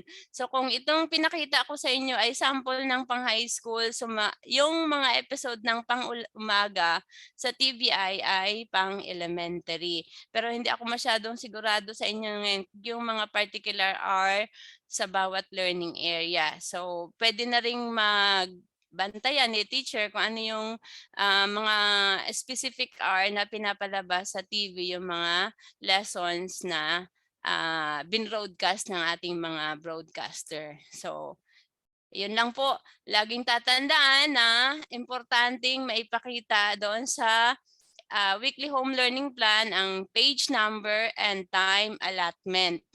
Tsaka ulit collaborative ang paggawa ng weekly home learning plan. Okay po. So may mga questions sa SLM, sa module na binibigyang emphasis lang. Yung title lang ng gagawin niya, yun lang din ang nakalagay at hindi na ilagay yung kabuang activity sa module. So bibigyan lang ng guide kung ano yung bibigyan ng focus questions, kumbaga nasasagutin ng bata. O, tingnan nyo, pagdating dito sa 11:30 to 1, sabi niya dito, be ready to watch the TV lessons in this afternoon from 2:40 to 3:05 kasi babalik na naman. So, combination ito ng module at TVI o TV-based instruction. Pare-pareho na lang din po yan kasi wag lang makalimot sa number of minutes and learning area kasi yun lang din po ang template natin. Ulit, balikan ko lang po. Sa template, nakalagay ang day and time, learning area, learning competency, learning task, and mode of delivery. Dali lang po ha. Pakita ko hanggang dulo. Isang linggo. Dapat po, ang pagkakasabi sa amin, dapat ay ibinibigay ito kasabay ng distribution ng module para guided si learner. Hindi yung naibigay na yung module saka ipapasunod yung weekly home learning plan. Ayan. So hanggang Friday. So nagsisimula siya ng 8 o'clock kasi yung 7 to 8 o'clock mga preparations niya yon. At huwag kakalimutan na may morning break at may lunch break. Kung nakikita nyo rito, 11:30 to 1 lunch break. Hindi 12:00 kundi 11:30. Ito yung dapat na mga time na kinoconsider. So 1 o'clock babalik siya pero meron na siyang 1 oras at kalahating pahinga. May Saturday dito na nilagay for enhancement pero sabi nga namin kawawa naman yung bata. Sabi nga kung sa regular class dapat walang assignment para makapagpahinga. Pero dito may pinropose nila na silang Saturday kasi nga tinitignan din doon kung nakocope ng bata yung mga competency at yung modules na dinedistribute. Okay? So, weekly home learning plans implication for instruction, why to teach, know and understand the outcome-based goal of the K-12 basic education program. How to teach, equip yourself with the research-based and up-to-date pedagogies and see how they will work in distance learning. What to teach, analyze the curriculum guide goals per learning area, content and performance standard, and MEL competencies and their alignment with SLMs and other distance teaching and learning resources. All teachers should collaboratively prepare the weekly home learning plan. Ensure curriculum alignment. Siyempre, lahat naman kasi yung ginawa ng regional SLMs or initiated ng region at saka ng division, lahat naman ay nakaangkla doon sa curriculum sa ating CG, Curriculum Guide. Provide clear and explicit directions, employ professional judgment, formulate critical and creative questions, set clear expectations, and establish a feedback mechanism. Importante po, inuulit nila itong feedback kasi dapat pati si teacher ay si parent nagbibigay din ng feedback doon sa weekly home learning plan. Meron din silang kung nasusunod, kung ano na yung nangyayari sa kanilang mga anak, especially yung mga magulang na talagang kumbaga ina-attend nila yung pero sa totoo rin naman sa ating mga settings sa mga lugar-lugar natin, may mga magulang na hindi rin talaga nila na-attend ang anak nila kasi nandun sila at naghahanap buhay. Pero ganun pa man, dapat guided sila na kung anong oras dapat sana inaaral ng kanilang anak yung mga module. So, ayun. Again, dalawa po yung pinakita dito, modular distance learning and TV and RBI. Meron pa pong merong mga schools naman na gumagamit na ng online. So yung nagtuturo through mga messenger, pwede nilang tawagan sa ganitong oras, magtuturo na si teacher through messenger or mga online platform natin. Iba naman yun. May mga schools daw pong ganon, pinagsasama nila na ang online, ang TV and RBI at saka modular distance learning. Yun lang din po ang may share ko sa inyo and hoping na pag sinabing magbababa na ko ng tawag doon, mag-echo na ay mas ma-enhance pa namin, mas mapapalawak pa namin ang training tungkol sa weekly home learning plan. Ulit, paano na lang po sa ating mga teacher na ito po ay guide ni teacher at the same time lalong guide ni parents at ni bata kung anong oras siya dapat nag-aaral ng mga lessons. At kung may kaya niyang sumabay or may TV, available ang TV sa kanyang bahay, ay pwede niyang i-on yung kanyang TV para parang nakikita niya si teacher habang nagdi-discuss. At dapat alam ni teacher kung ano yung part lang na dinidiscuss sa TVI or sa RBI kasi hindi buong module ay dinidiscuss doon. Ma'am Daisy, thank you. Unless na may gustong magtanong or yun nga, hintayin natin baka ilang araw na kami na tawag doon, mag-echo. Thank you po. Yes, Ma'am Nors. Thank you very much, Ma'am Nora. Ma'am Daisy, saluhin muna kita. Ay, nawala siya. Hello, hello. Ayun po. Okay, Yes po, sir. Thank you very much, Ma'am Nora. Okay, bali po, na-discuss lang po ni Ma'am Nora yung sa work, weekly home learning plan. Actually po, kaya po na-i-discuss yun kasi bagamat hindi siya kasama sa guidelines ng face-to-face, inano po natin yun kasi yung pong ilang porsyento ng mga bata lamang makikinabang sa limited face-to-face. Ibig sabihin, hindi po lahat ng bata ay makikinabang sa limited face-to-face. Ngayon po, yung the rest ng ating mga learners na hindi kasama sa limited face-to-face, sila po ay mag-EADM, yung alternative delivery mode, maaring distance learning, maaring RBI, maaring TB, or maaring printed modules. Yun po sila. Kaya po, yung mga batang hindi kasama sa face-to-face or sa limited face-to-face, sila po ang gagamit ng diniscuss ni Ma'am Nora. Magkakaroon po ng separate training or separate seminars or orientation regarding po sa bagong policy or guidelines sa paggamit ng weekly home learning plan. Binigyan po kayo ni Ma'am Nora ng idea kung paano gamitin ang weekly home learning plan na gagamitin siya ng mga batang hindi kasama sa limited face-to-face. Ngayon po naman, balik po ako dun sa focusing on teaching and learning as one of the major pillars. Itutuloy ko na po as one of the major pillars sa ating implementation ng limited face-to-face. Gusto ko lang pong balikan mga dear school team members or school task force ng limited face-to-face. Paki-check po ng inyong mga learning resources, ng ating mga textbooks, ng ating mga modules, ng ating mga SLMs and other materials na gagamitin sa limited face-to-face. I-check po natin kasi kasama po siya sa ating SAT. Another thing, yung pong ginagawa nating schedule of classes. Mga class schedule, class program, teachers program, paki-prepare po.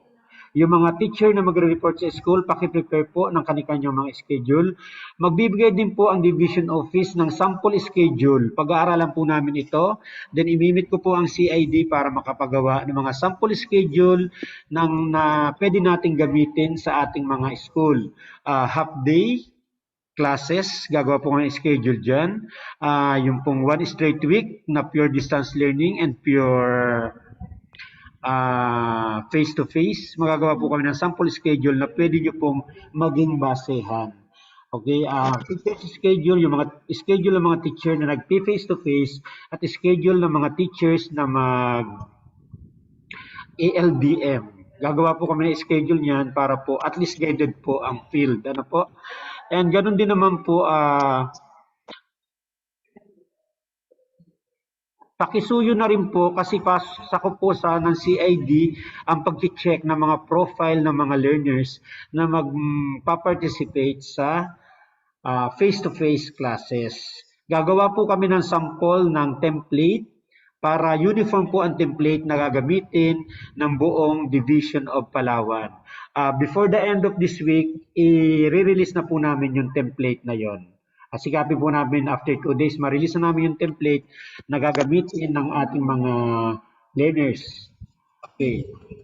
Ng ating mga school para po ma-profile ang ating mga learners. Okay, then and doon sa teacher support naman po ay mga learning action cell and mga trainings, mentoring and coaching. Okay, gagawa rin po kami ng mga guide nyo para dito. Yun lang naman po ang tungkol sa CID. Thank you very much again, Ma'am Nora. Siguro separate training para po sa mas ma-enhance pa po yung ating knowledge ng ating mga teachers regarding po sa bagong guidelines on crafting weekly home learning plan. Yun lang muna, Ma'am Daisy. Back to you na. Thank you. Yes, Sir Arn, thank you very much. Meron ba pong mga presentation ating school health and nutrition section, the same also with our DRRM.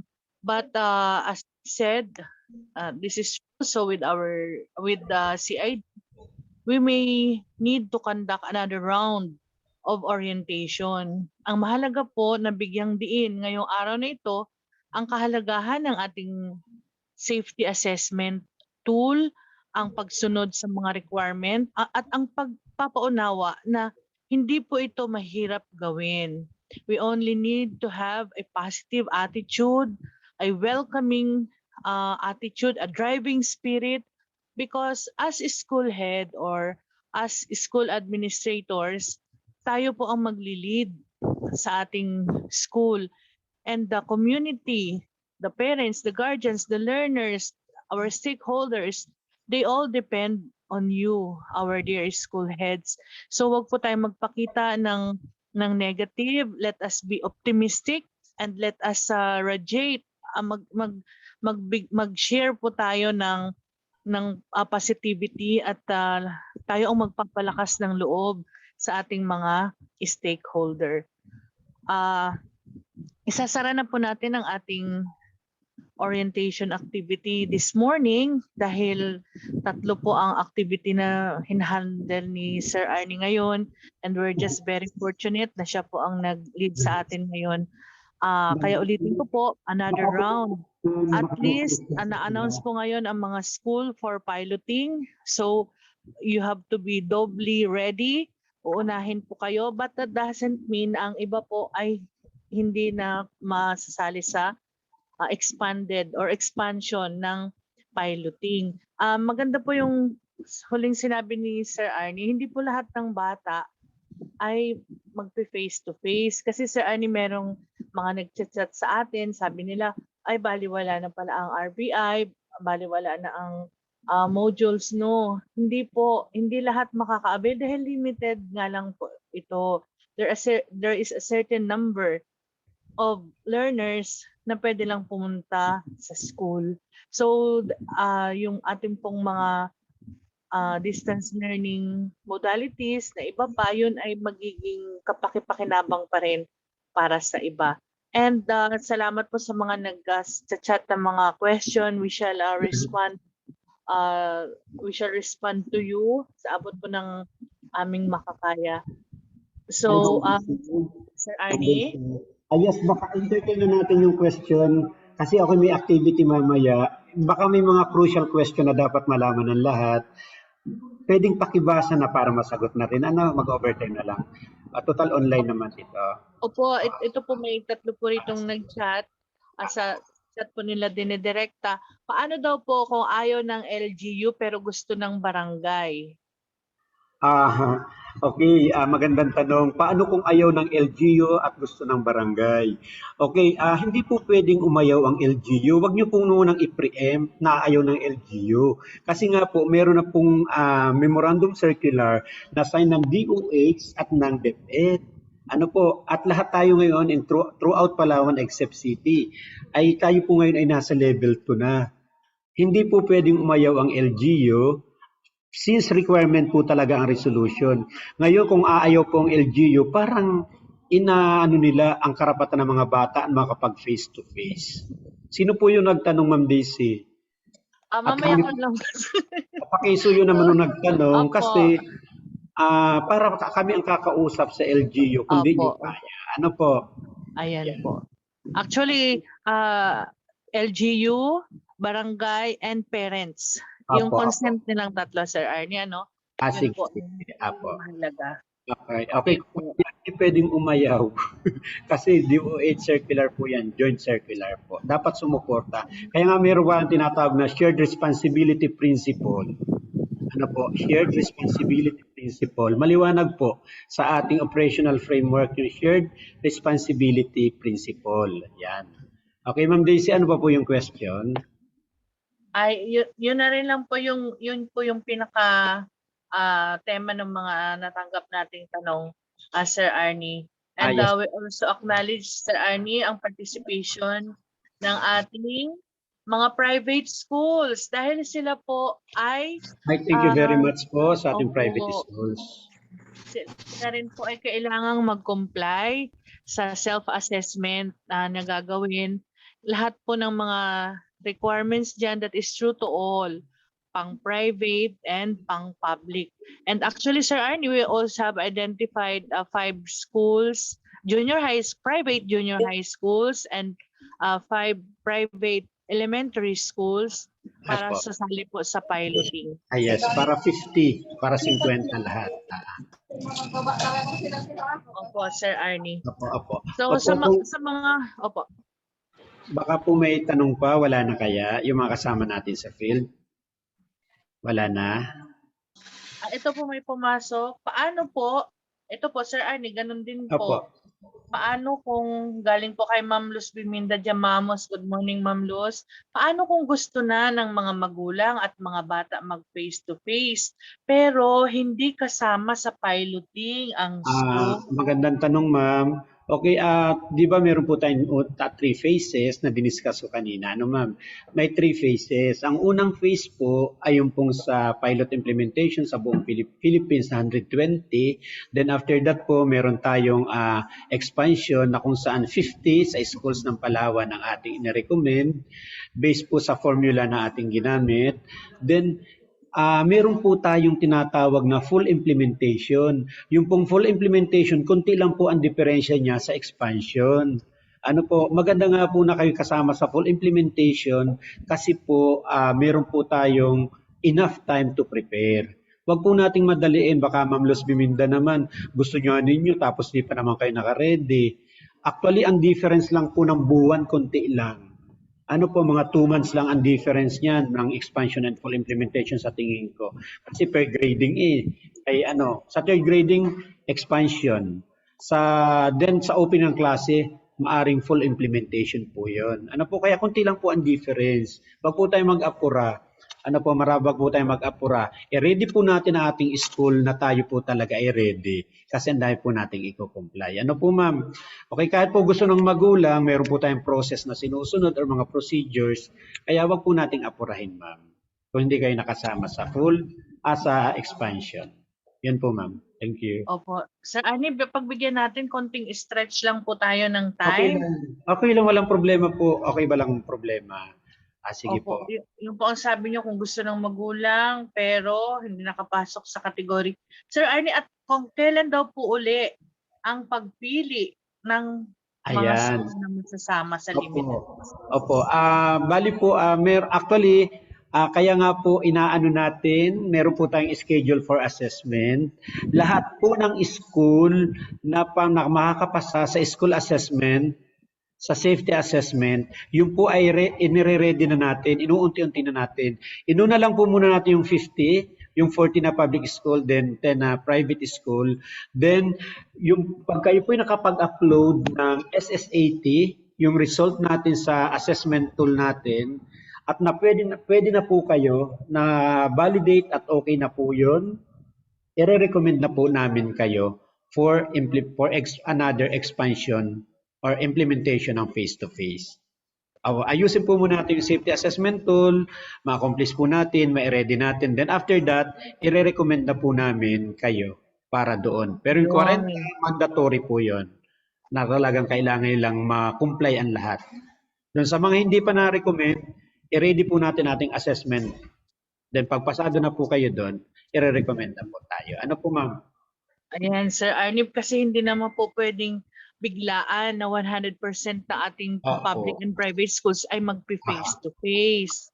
Kaya nga may faces. Opo, wag po silang mawala ng pag-asa at wag parang mawala ng interest dahil hindi naman pala kasama. Kasi malay po natin, after nitong 50 na to ay humingi uli ang central office. So, maigi na po yung nakahanda po tayo. Apo, 100% pupunta naman tayo sa full implementation. Ano po, lahat naman na school. Ayan po. Apo, may kanya-kanya ng schedule. Kailangan lang po nating maging ready. Sir Arnie, kung hindi po pwede mag face-to-face ang lahat ng bata, paano po ang gagawin ng teacher? Handling combination grade and uncompensated from multi-grade. Ay, ganito po yun. Tanong, or walang multi-grade allowance. Maraming concern. Opo. Apo, isa-isa lang. Gusto ko lang po muna tayo mag-focus sa face-to-face. Ano po, wag muna nating i-assume yung ibang problema kasi pag-usaping pera talagang hindi po tayo matatapos. Ito po, wag mo muna tayong i-touch yung mga kapirahan kasi una hindi naman po ako personal authority to answer those queries. Ganito po, ang concern lang po ma'am natin ay about face-to-face lang muna. Halimbawa, ang question niyo po, paano yung iba na teacher na hindi makapag-handle ng face-to-face?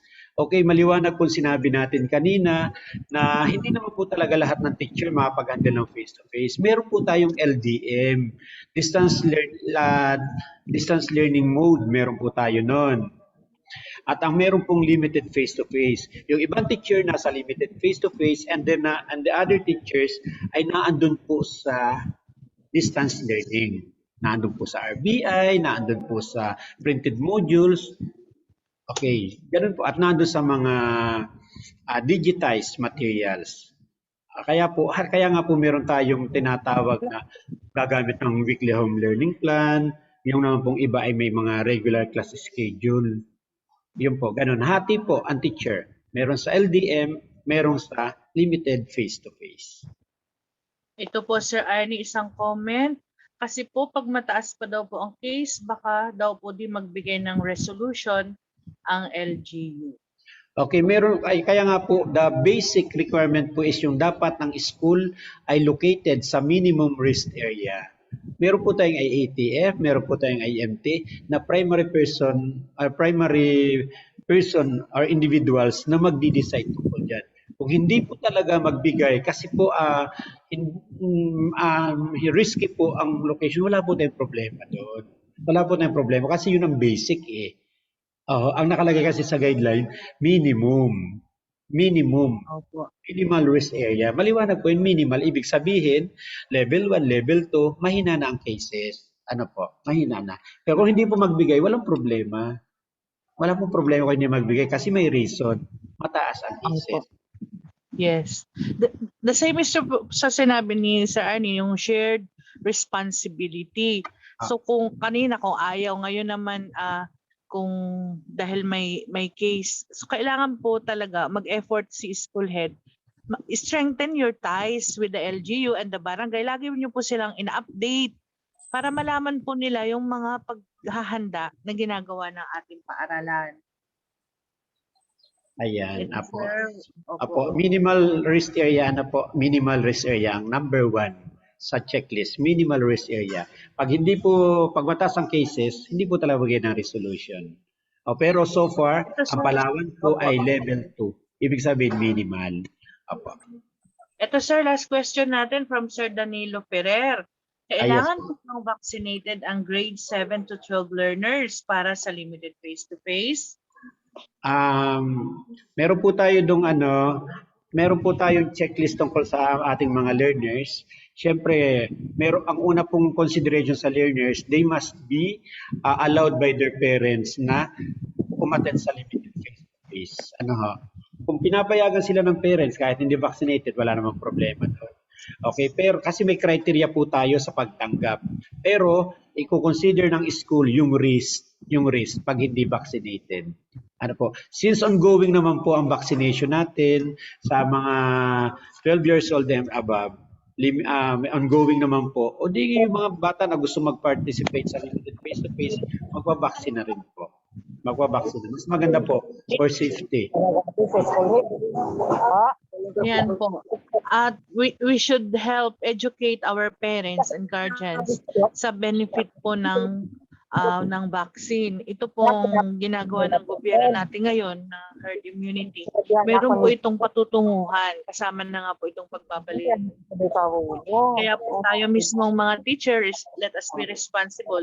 Dahil ang mga bata po, ang mga magulang nakatingin sa atin. Kung tayo po ay nagsasabi ng negative against vaccine, yun din po yung maa-adapt nila.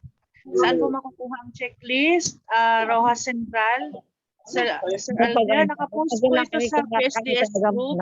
Pwede po kayong humingi sa inyong ASDS or i-PM nyo po ako, sir, and I will immediately a tool. Ma'am Agnes. School-based, Sir Arnie, last na lang po talaga. Sige po. School-based po ba ang paggawa ng guidelines? Ano po ba itong guidelines sa tinatanong?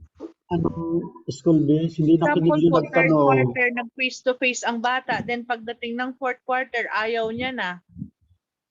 Ma'am, hindi nakinig yung nagtanong niya. Sir Romwell.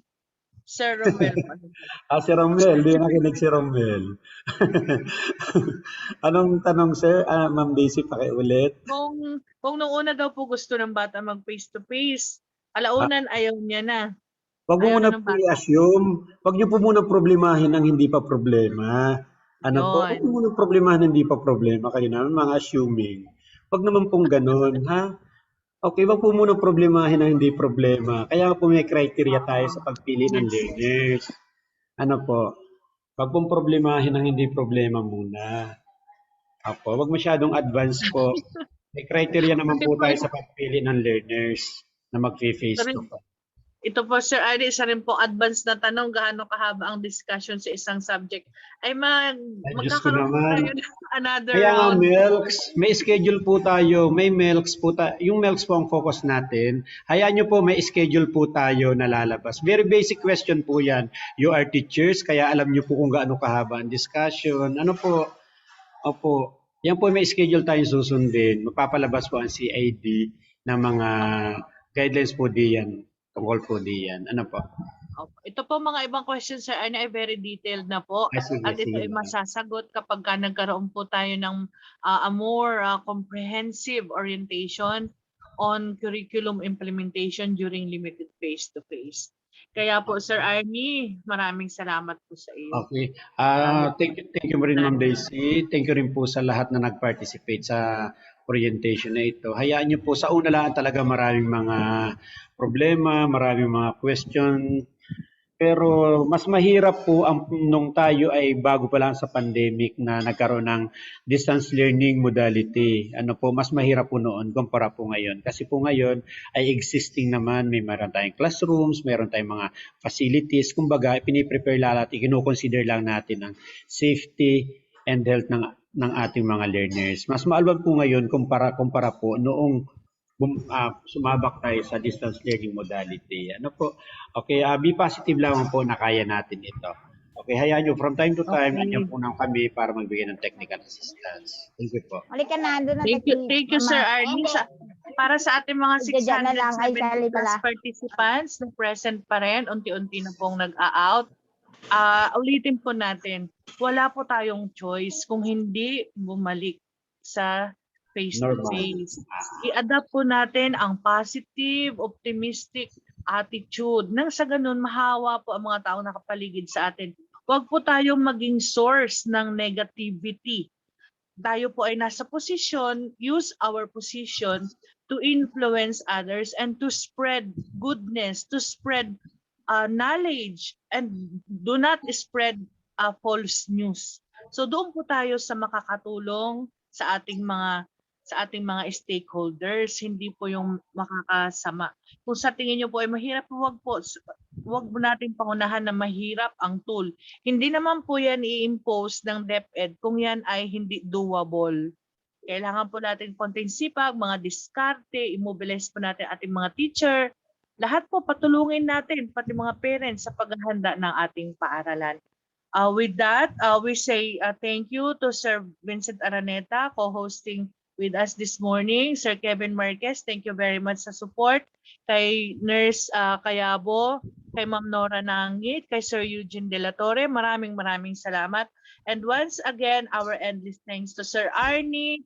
You've been doing lots of good things for SDO Palawan. And to our SDS Sir Roger Capa, maraming salamat po sa support nyo sa lahat ng mga activities. Sa mga gusto pong mag-request ng tool, I would gladly send.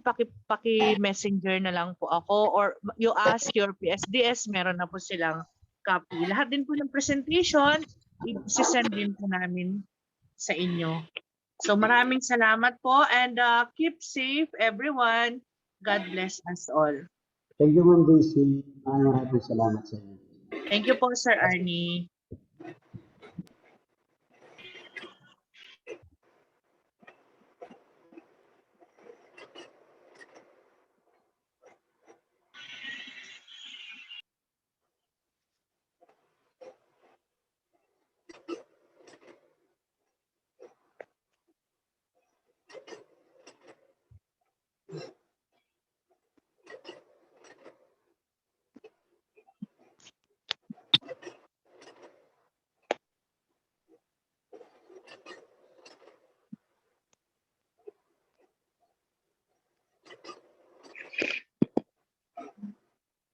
Thank you po, ma'am.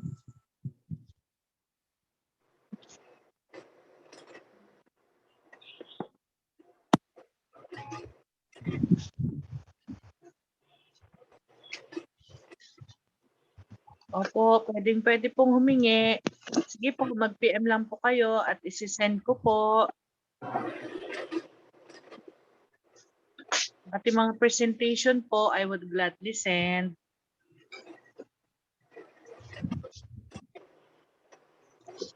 Sige, mag-PM lang po kayo. Masipag po ako mag-send.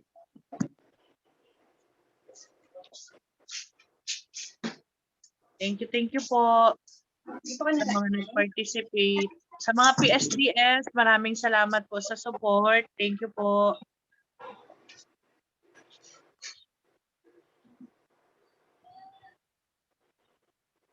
Ma'am Nora, thank you po.